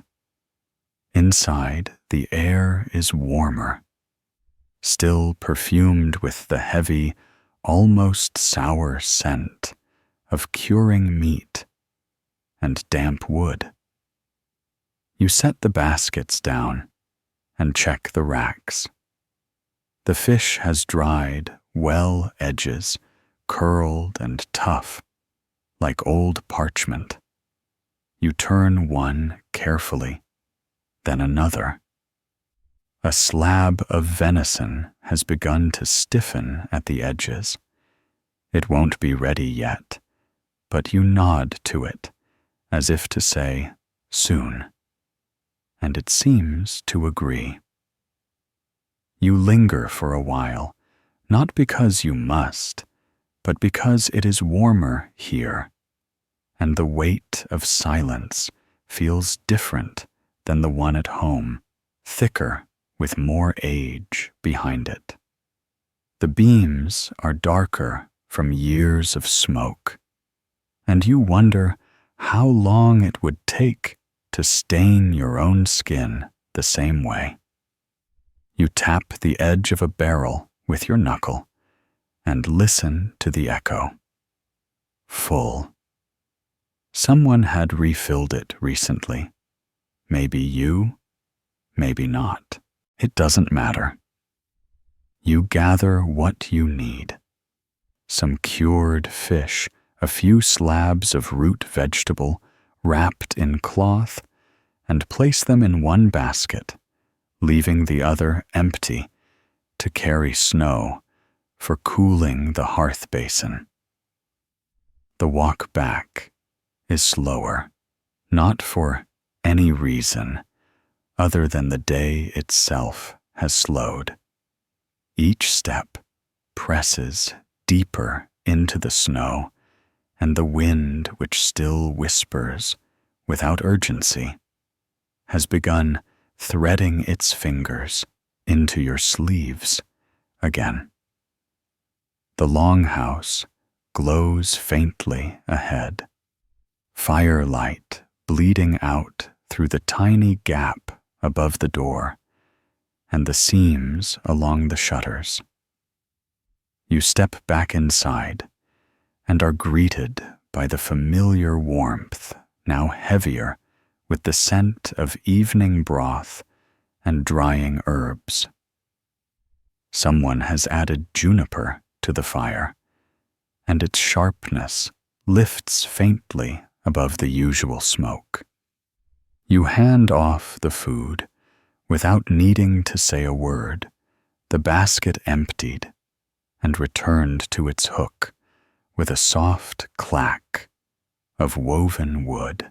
The empty one is set near the door again, where it will catch the last of the melting snow from your boots. You remove your cloak slowly. This time, fingers stiff fabric clinging where the cold has kissed it. Your hands find the fire once more, and this time the heat seems to seep into the bones instead of just the skin. You sit again, though not in the same place. The bench near the window is occupied now by two children, deep in some complicated argument about the rules of a game neither one truly understands.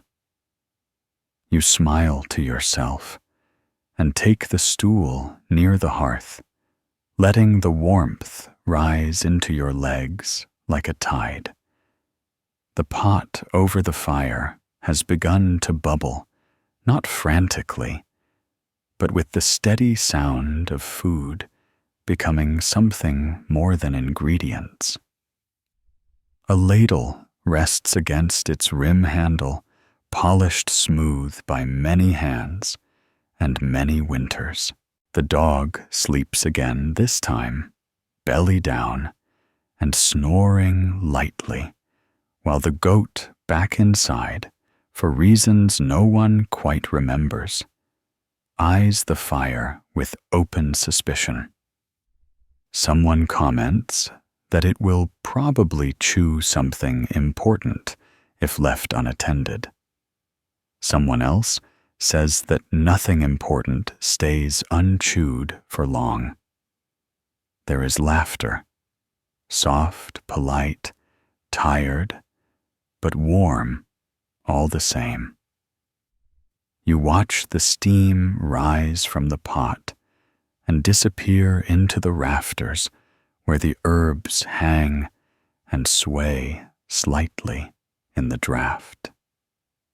The shadows grow longer, the corners of the room deeper, the light more concentrated in the center where bodies gather by habit and design.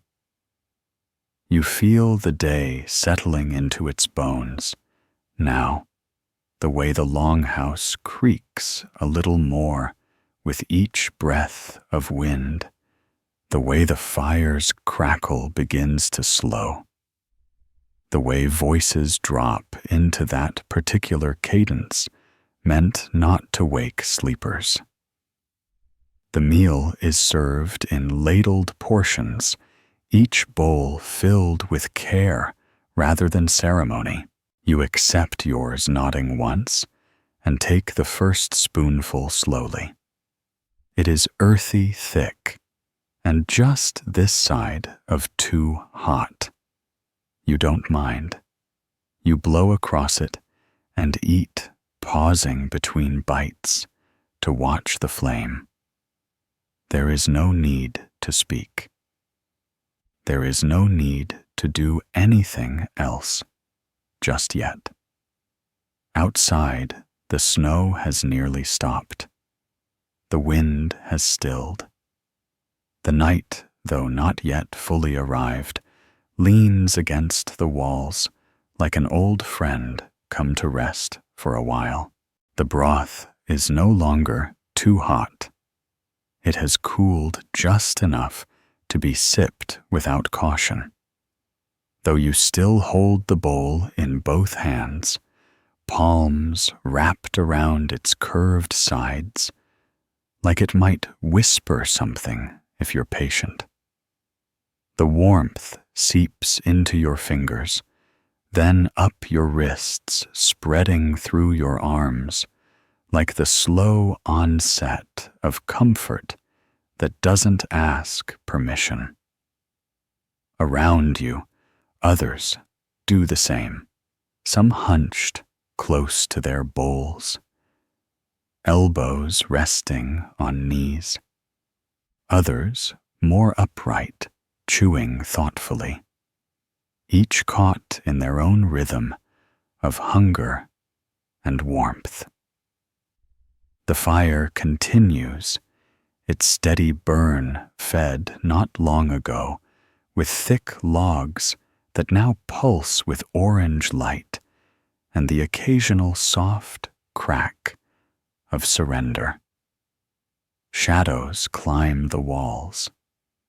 The goat, predictably, has wandered toward the window and is now peering out through the gap in the hide covering, as though contemplating a life of snow and quiet exile. No one stops it. One of the older children has fallen asleep, where they sit, bowl still in lap, head tipped against the post, behind them, mouth slightly open, breathing deep and slow. Their sibling gently lifts the bowl away and sets it on the floor, tucking a fold of cloak over the sleeper's shoulder. No one says a word. You finish your own portion, scrape the last of the broth from the bottom, and set the bowl beside your foot. Your stomach is not full in the festive sense, but it is satisfied in the way that winter food often is simple, necessary, steady. Someone adds more juniper to the fire, and the air sharpens again, just a little, the scent curling upward toward the beams. A few voices murmur near the door, the kind of low conversation that is neither private nor public, but something in between. You lean back, stretching your legs out, crossing one ankle over the other, and watch the fire. Its movement is hypnotic now, not frantic, but slow and deliberate, flames curling and licking, shifting colors from gold to red to deep, pulsing blue. The coals at the bottom glow like buried stars. You stare, and for a moment you forget whether your eyes are open or closed. The room breathes in time with the fire. People begin to shift into evening routines.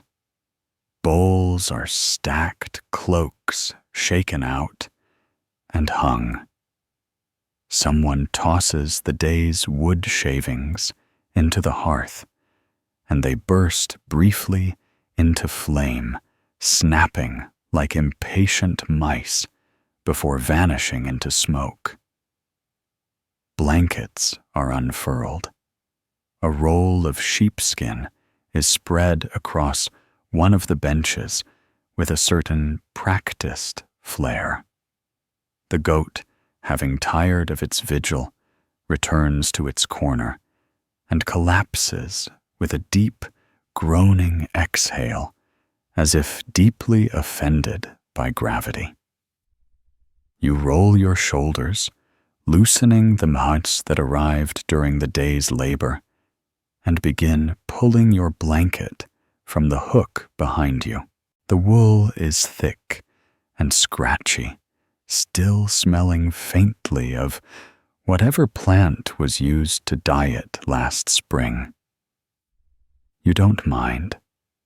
Its weight is familiar, and it drapes over your shoulders like an old song. Someone begins humming, not loudly, not in performance, but in the way one might hum while stirring a pot or winding thread. The tune has no beginning and no end. It is the sort that might be centuries old, or invented just now, composed of only a few notes repeated again and again, like the rhythm of walking through snow. No one joins in. No one interrupts. It floats through the longhouse like steam from the soup, warm and lingering, then fading. You lean back against the wall, the blanket pulled higher, your body slowly adjusting to stillness. The fire dims slightly, only enough to signal that its peak has passed. The logs are now half consumed, edges, rounded tops blackened. Someone will add more wood soon, but not yet. There is no hurry. The outside world is quiet now, as though the snow has finished its descent, and the wind, tired of circling, has found somewhere to rest. Through the cracks in the shutters, no light enters, only the soft press of darkness, complete and unshaped. You imagine the clearing, buried under inches of fresh powder, smooth as untouched parchment, waiting for the first step of morning to write across it again. But that is hours away. For now, the night belongs to slowness.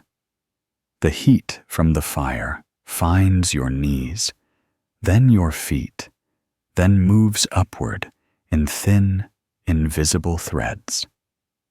Your eyelids dip and rise again, not from sleep yet, but from the weightlessness that comes before it. The longhouse has grown quieter. A few still speak in half sentences, unfinished thoughts offered like pebbles dropped into a shallow pond. The ripples they make are small and gone before the next word arrives.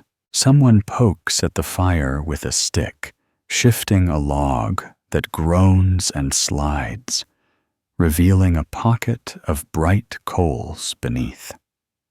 The light flares briefly, then settles. Your face glows warm. Your hands open across your lap, fingers relaxed. The dog snores now with confidence.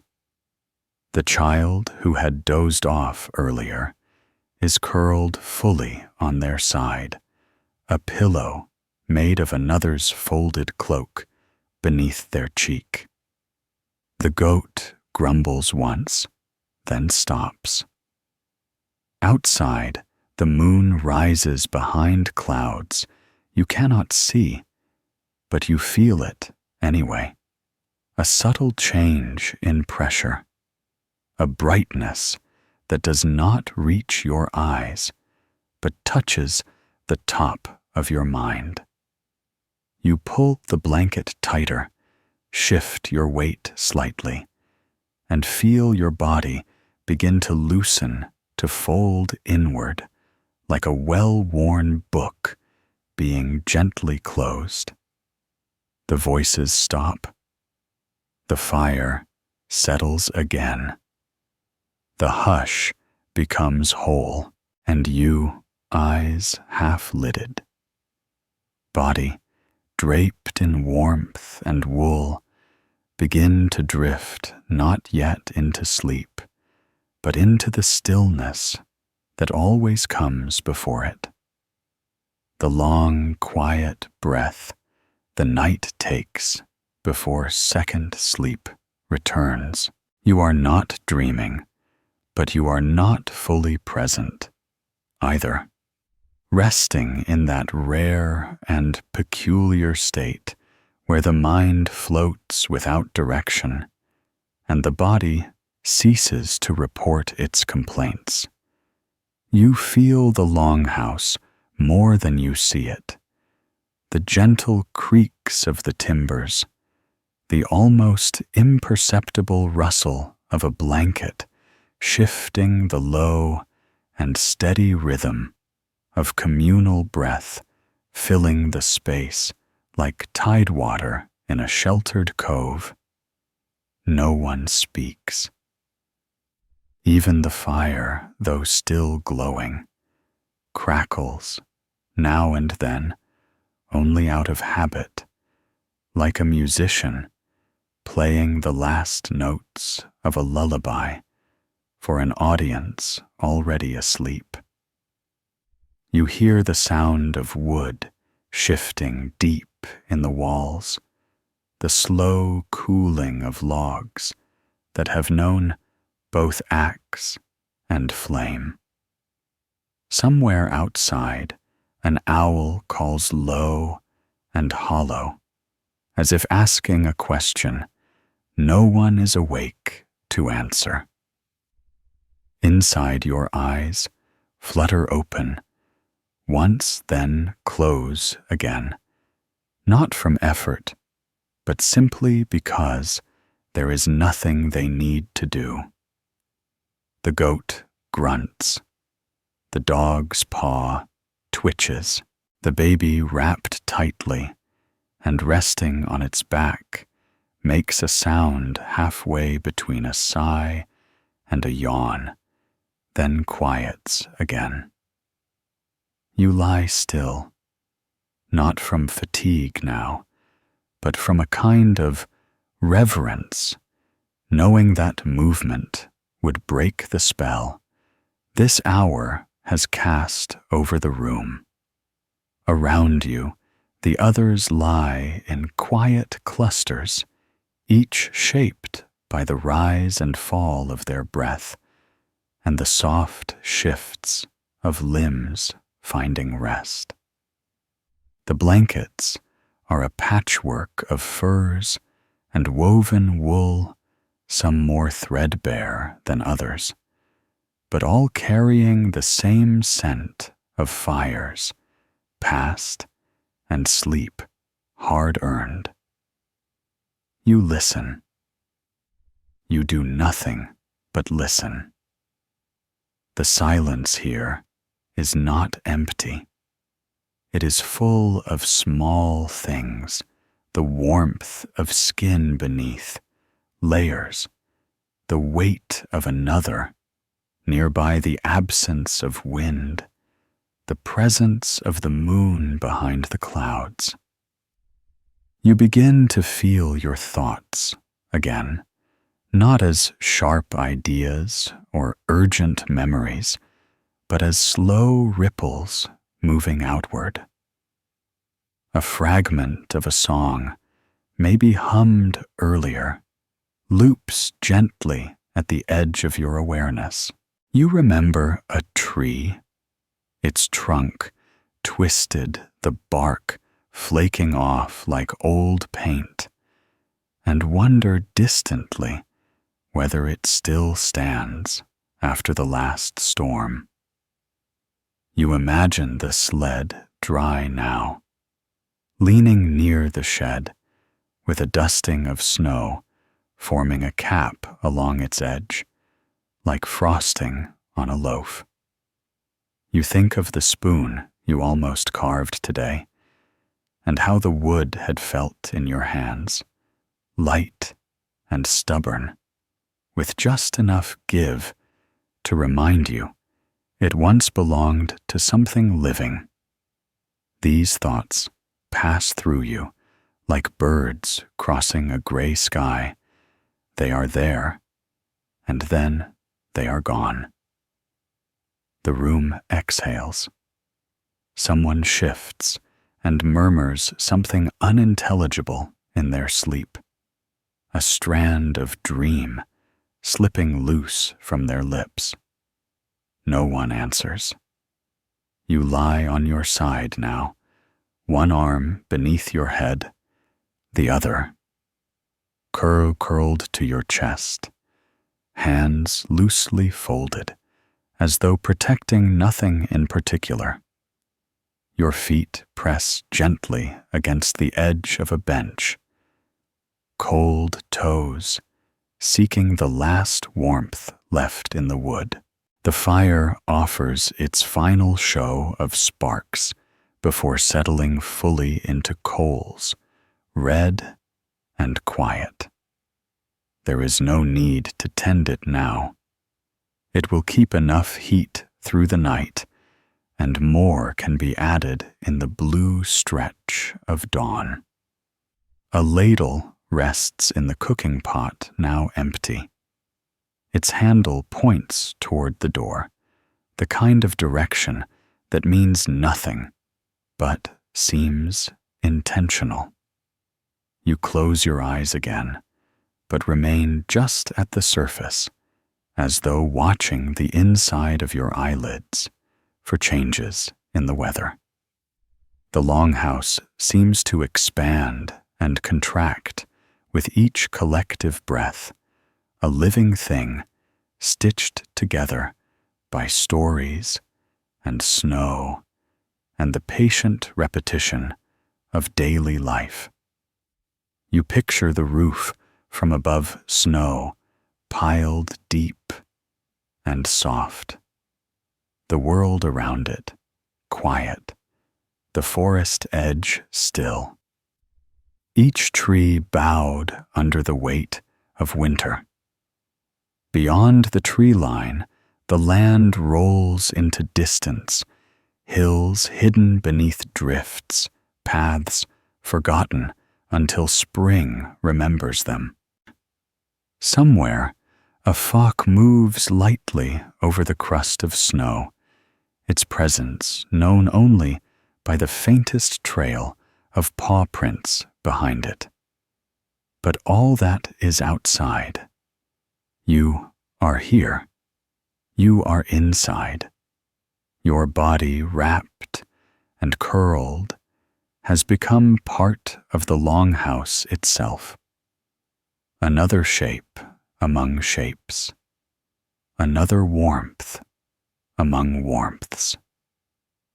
There is nothing else to do now. The night has you. You begin to notice the pattern of sleep returning, not fully yet, but moving closer, as if testing the edge of your awareness before stepping in. It is not the deep tumble of the first sleep, nor the bright flash of dreaming. It is the quiet return to stillness, the soft reset of a mind and body made smooth by repetition. Your breathing slows further. Your heart beats low and steady, like a drum far away in the dark.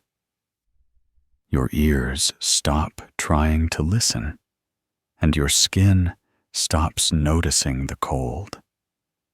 The blanket, once heavy on your shoulders, has now become part of you, and your limbs drift in a sea of wool and slowness. Someone adds a log to the fire.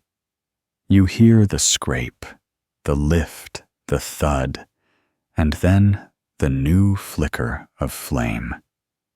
The room glows again. Briefly, shadows dancing up the beams in elongated gestures. You feel the warmth stretch toward you, brushing your legs like a familiar hand. Then the light dims again. The fire settles. The house sighs once more. Your thoughts begin to dissolve again. The spoon, the tree, the fox, they float farther away, and your mind lets them go without resistance. You sink slowly into second sleep's gentle current, deeper, this time pulled not by fatigue, but by the natural gravity of rest. The breath of the house continues. The snow outside continues. But you do not for now, not for a while.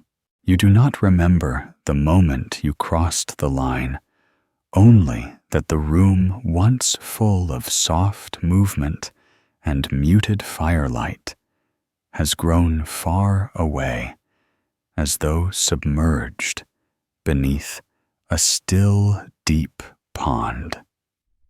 Second sleep has returned not as a visitor, but as a place, one you've been before, one you always return to, shaped less by time than by sensation.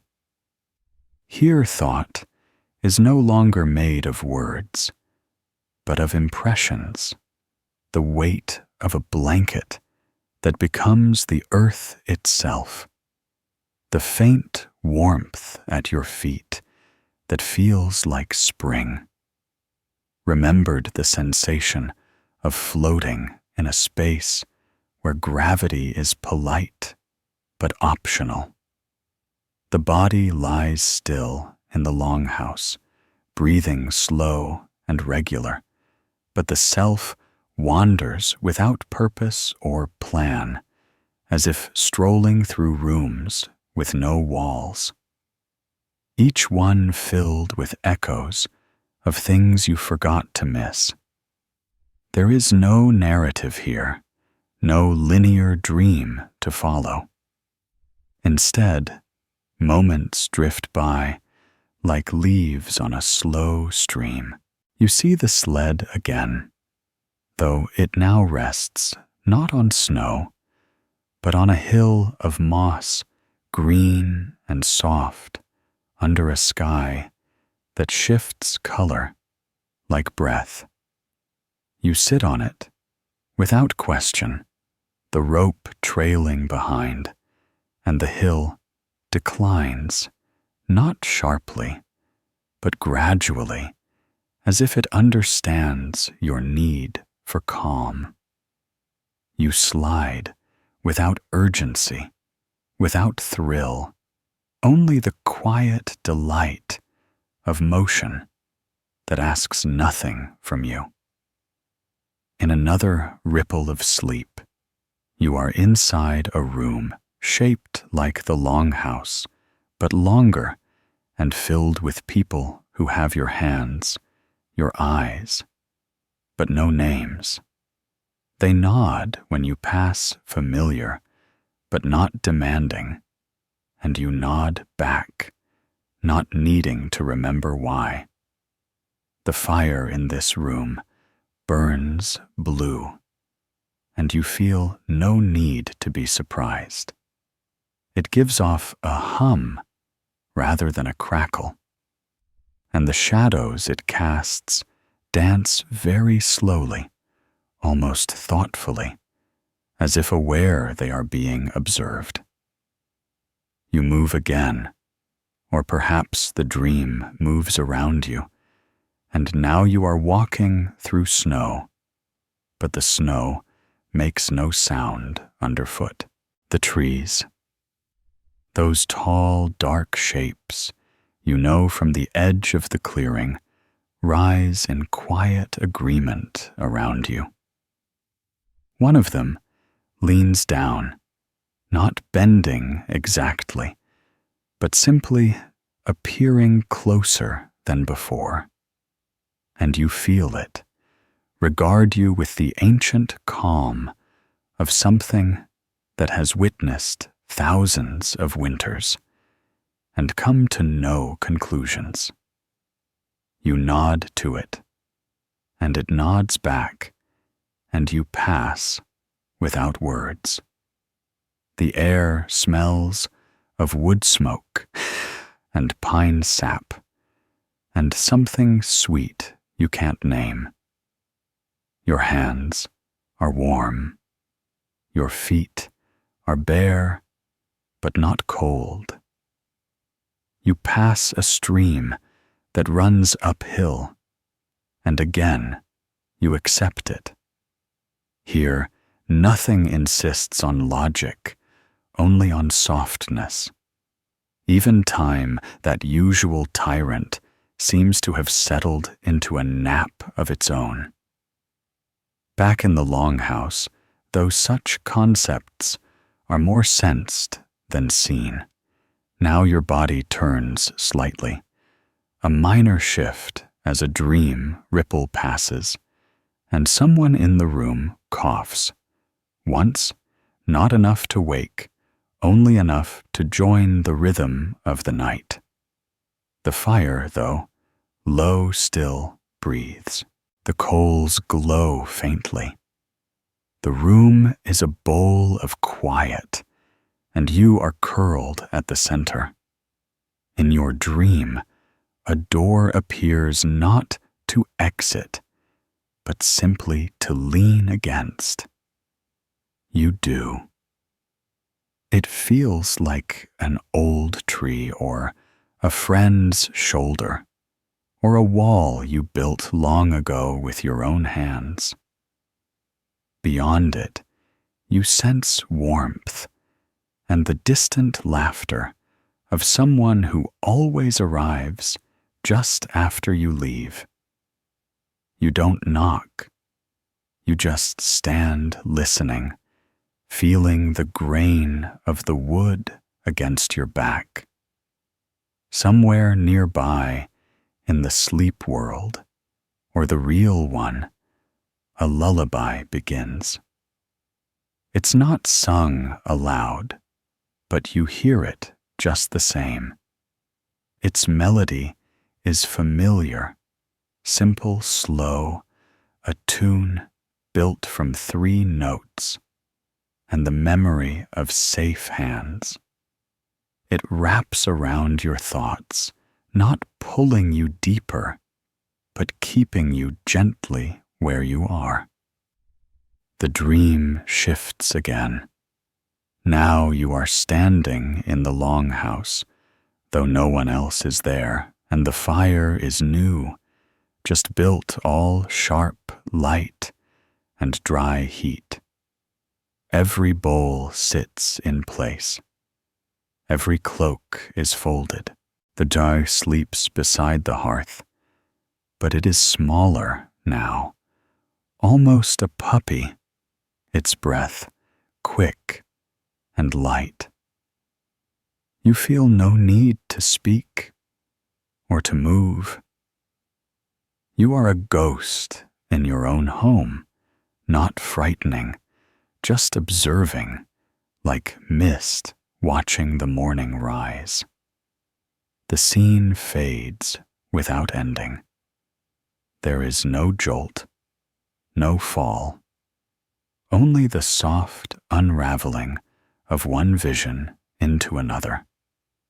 Now there is a boat again, just as there was earlier. But this time it floats not on water, but on air that looks like water, all shimmering grays and soft golds. You lie in it, hands folded over your chest, and the sky above is filled with birds whose wings make no sound. They drift with you, never leading, never following. You have no destination. The boat glides because the dream says it should. In this place, you remember things that haven't happened yet. A voice you've never heard tells you a story you already know. A face without a name changes and becomes a tree, then a house, then a single glowing ember in the corner of your vision. You sigh in sleep just a little. Your limbs sink deeper. Your breath has slowed further. The second sleep holds you now, completely. Around you, the longhouse slumbers in kind. Each sleeper lost to their own night journey, some vivid, some soft, all held in the shared warmth of wool and wood and firelight's memory. Outside, the snow lies still. The wind has gone. The world rests, and so do you. Somewhere, the boat of your dream continues its gentle drift through the glimmering quiet. And though you are not steering, it have never tried to steer anything in second sleep. It seems content to carry you onward through landscapes made of memory, half-formed thought, and something older than either. The air here is thick with nothing at all, soft and humming, like the space between snowflakes. You are not cold, not even aware of temperature. Your limbs rest against the shape of the boat, which might be wood or cloud or a long forgotten melody. You have become weightless, not because gravity has vanished, but because its obligations have paused. The birds above, if they are birds, glide in slow arcs that change direction without ever seeming to turn. One of them drops something, maybe a feather, maybe a leaf, and it spirals down without urgency, landing soundlessly near your hand. You reach for it without reaching your fingers, folding gently over something that no longer exists once you notice it. You do not mind. In this place, you remember that not everything must stay to be real. A sound begins far off. It is not a voice, not quite a bell, not wind either.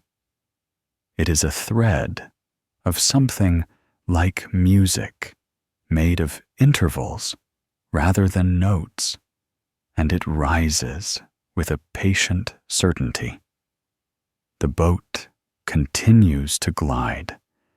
Beneath you, the dream shifts again, the water becoming a field of frost-touched grass, then a river of light, then the interior of a vast wooden hall with no doors and only one flickering fire at the far end. Your breath catches, not from fear, but recognition. This is not the longhouse, not really. And yet, it is in the way a smell or a texture can pull a memory into the present. You step from the boat, or perhaps you dissolve into the floor of the dream and emerge already standing. Your feet make no sound. The hall waits. Inside there are benches like those, you know, low tables with worn edges, the echo of footsteps that aren't yours and haven't been heard for a long time. On the walls, bundles of herbs hang not real ones, but dream versions, exaggerated and glowing faintly, as though they've been imagined too vividly. You walk slowly, one hand trailing along the carved edge of a beam that feels like every beam you've touched in your waking life, but warmer, more alive. In the fire which dances without flame, shapes appear and vanish. A spoon, a goat, a sled, a bundle of pine twigs, your own hands wrapping a blanket around the shoulders of someone you no longer see clearly.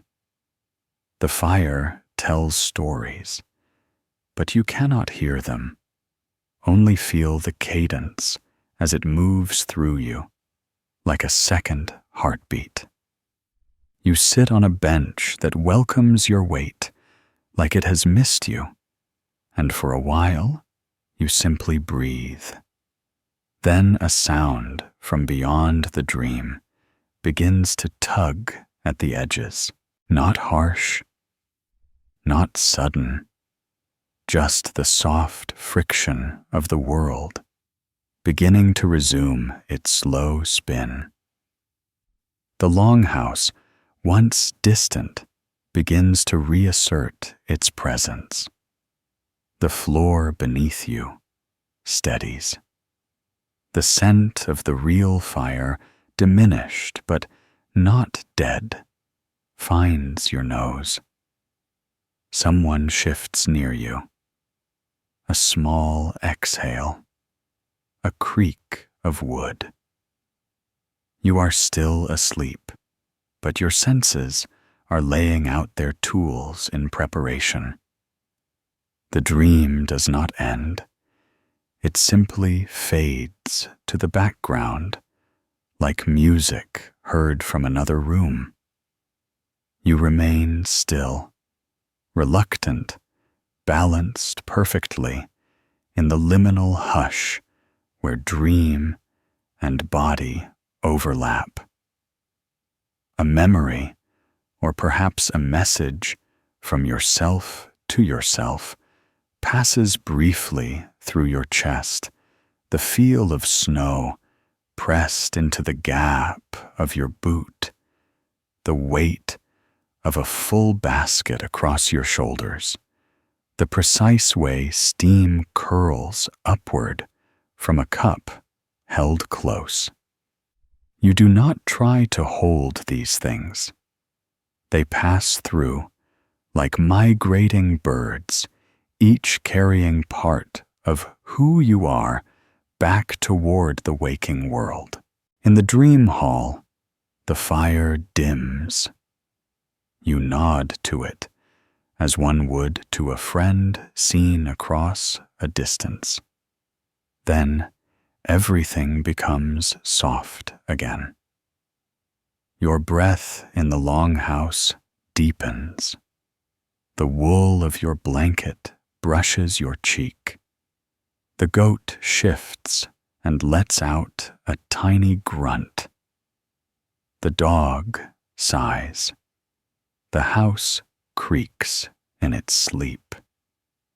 You are aware now of the pressure against your ribs, the position of your legs, the dryness in your throat. Still, you do not open your eyes. The world is not yet calling you. It is simply announcing its continued existence gently, like footsteps in snow outside your door. Someone moves near the fire, perhaps tending it, perhaps checking to see how much night remains. A ladle stirs a pot, not to cook, but to listen. The hush remains. It is not time yet. The second sleep still holds most of the house in its arms. Your mind rests in a strange twilight, awake enough to know it is dreaming quiet enough not to disturb the process. Another fragment floats by, a sky full of stars that do not blink, a pair of boots beside a small fire in the woods, the sensation of sitting shoulder to shoulder with someone while saying nothing. You accept it all, hold nothing, and let it pass. Your body does not ache. Your mind does not race. Even your thoughts seem wrapped in layers of wool, muffled, softened, not erased, but reduced to the shapes they make rather than the meaning they carry. Somewhere above you, the rafters gather shadows. Somewhere outside, the snow has crusted, slightly hardened in the early hours when cold settles into its deepest self. You remain in this space, between this patient, breath-warmed hush, knowing the next moment will come when it is ready. You remain wrapped in stillness, not by effort, but by allowance. Your breath steady, your limbs sunken into the forgiving curve of sleep's latter stage. Around you, the longhouse is an orchestra of softness, the whisper of breathing through fur-lined blankets, the gentle creak of beams contracting with the change in temperature, the rhythmic sigh of wind brushing past the walls without insistence.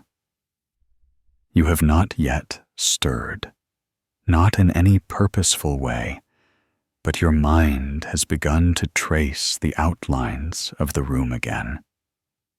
It knows the bench at your back, the low shelf where spoons and bowls rest, the faint rise of warmth against your cheek from the still glowing hearth.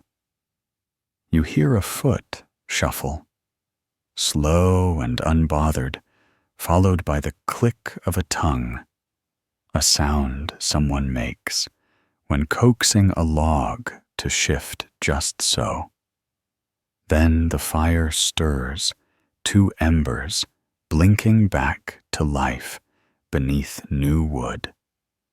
The room glows a little more, and the shadows begin to shuffle toward the corners again. You do not open your eyes yet. You are not ready to rejoin, but you are close enough now to feel the moment coming. Second sleep begins to let go, not abruptly, not like a curtain being yanked, but like a hand resting on your shoulder, gently reminding you it's time to rise, if not now, then soon. The dream fragments drift slower, now, fewer and farther between, like birds returning from migration. You no longer see places that aren't there, no longer hear voices that never belonged to anyone in particular. What remains is the awareness of warmth, the scent of juniper, and the hum of familiarity that threads through every timber and blanket in the room. One of the children coughs in their sleep, a short burst quickly lost to the silence. A grown hand reaches over, pats a blanket, pulls it tighter. No one speaks. There is no need. Everything that must be known is known. The fire does not roar. It simply continues faithful and constant. You feel its heat touch the soles of your feet through layers of wool and wood. Someone closer to the hearth moves slow, careful, perhaps rising to check the coals or to warm a cloth for a morning wash. The footsteps are muffled. The house does not wake, not yet. But the sense of things beginning has entered the room, gentle as a thaw. Your body registers this first in small ways, the way your fingers uncurl just a little from where they'd nestled beneath your chest, the subtle twitch in your calf, a yawn that begins somewhere behind your tongue and doesn't quite surface.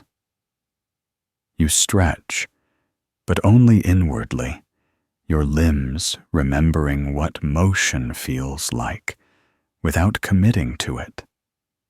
Your face, pressed against the blanket, has become warm on one side, cool on the other. You shift slightly, just enough to balance the difference. The blanket slides against your skin with the faint rasp of wool meeting sleep-heavy fabric. There is a comfort in not hurrying, in knowing no bells will ring, no calls will rise into the rafters to demand urgency. The day will wait just a little longer. Then, finally, you blink your eyes open, not wide, not fast, just once, the lids lifting like heavy shutters to let in the dim, golden light of the hearth.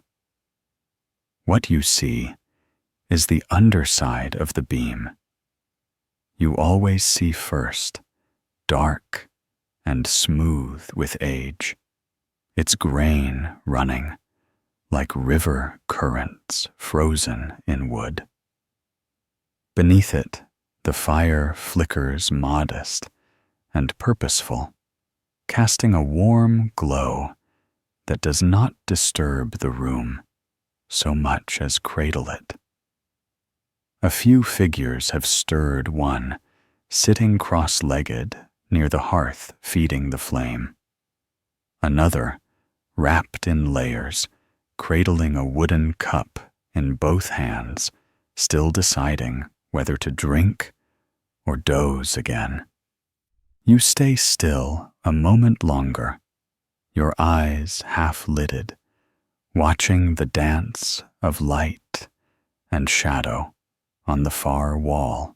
The dog is awake, lying with its head flat against the floor, eyes tracking the movements near the fire, but not yet ready to rise. The goat, perhaps still dreaming of improbable things, lets out a sigh from its corner, and then stills again.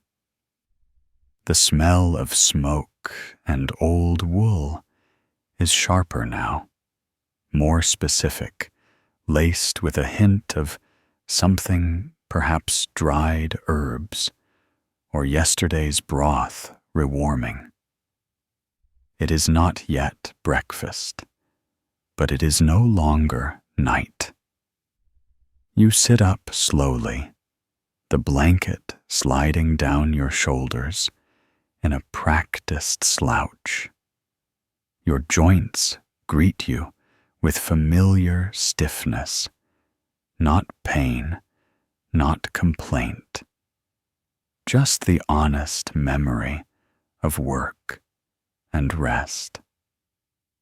You rub one eye with the heel of your palm, yawn without ceremony, and stretch your legs out in front of you. One of your feet bumps the bench, and you hear the gentle thud of contact, which echoes just enough to acknowledge your return to the waking world. No one turns to greet you. There is no need. The morning does not require announcements. A bowl sits near the fire, steam rising from it in lazy spirals. Someone gestures to it with a nod, not even glancing in your direction. You nod back, rise, retrieve it, and wrap your hands around its warmth. The contents are simple grains, a bit of maybe a dried berry or two, but the smell is welcome, the taste familiar. You crouch near the hearth, not to be closer to the heat, but to be near the rhythm of things. A spoon rests inside the bowl. You lift it, bring it to your mouth, and let the first bite remind you that the day ahead, like the one before, it will be made of small efforts, quiet tasks, and moments of softness hidden in snow. The fire crackles, the air shifts, and behind you, more bodies begin to stir beneath their blankets, the longhouse stretching awake, slowly one breath at a time. You rise fully now, not suddenly, but with the gentle insistence of a morning that has been waiting patiently. The firelight warms your face and hands, and the bowl, still half full, sits quietly between your knees. Around you, the longhouse breathes deeper. The blankets shift as one by one the sleepers begin their slow, deliberate return from the edges of rest. The dog stretches legs extending like a lazy ribbon, then trots quietly toward the door, pausing only to glance back with eyes that hold the wisdom of many such mornings. The goat, finally roused, stands, with a grunt, shakes out a coat of imaginary dust, and ambles toward the hearth, seeking the last of the warmth before stepping outside into the crisp air. Outside, the snow has settled completely, its blanket smooth and unmarked, except for the thin, fresh tracks of birds and small mammals moving through the silence.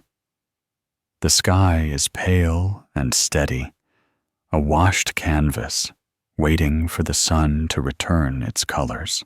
Inside, the warmth spreads, chasing the chill from the walls and floorboards. You pull your cloak tighter around your shoulders and rise, slowly, joints stiff, but obedient. The wooden bench creaks beneath you, a reminder of the countless mornings it has held bodies just like yours, bodies worn but willing, shaped by rhythm and routine more than by chance. You step toward the door, breath fogging the cold air as you reach to open it. The world beyond is quiet and expectant, a silent promise of day yet to unfold. The longhouse stands steady behind you, a shelter not just of wood and turf, but of history and breath and shared life. You pause for a moment, letting the cold air fill your lungs, feel the crunch of snow beneath your boots, and the sharp clarity that comes with dawn after a long night. Returning inside, you find others now moving with purpose, tempered by calm. Someone has started a fresh pot of water, its gentle bubbling, promising tea, or perhaps a soup to come.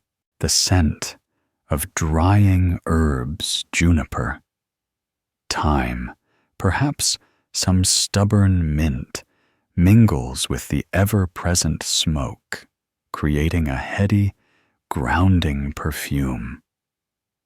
The children are awake fully now. Their earlier weariness replaced by the quiet energy that comes from warm bodies and simple play. One carries a small wooden toy, rough-hewn, and painted with colors faded by time and handling. The baby swaddled anew watches with wide eyes, alert to the shifting patterns of light and sound that mark the new day.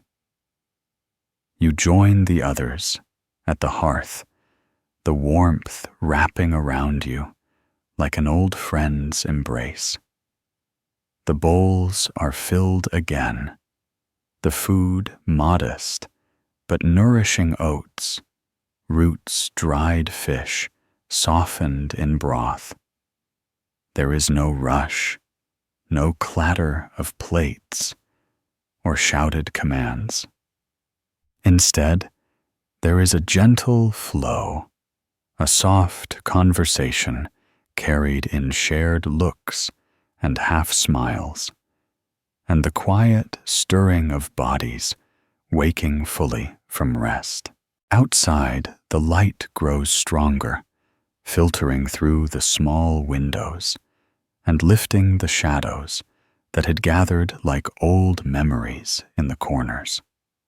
The fire crackles and pops, sending tiny sparks dancing upward toward the rafters, where the bundles of herbs sway ever so slightly in the morning breeze. The day ahead is wide and unmarked, a canvas of white and cold that will soon be filled with footsteps, chores, laughter, and the slow work of survival.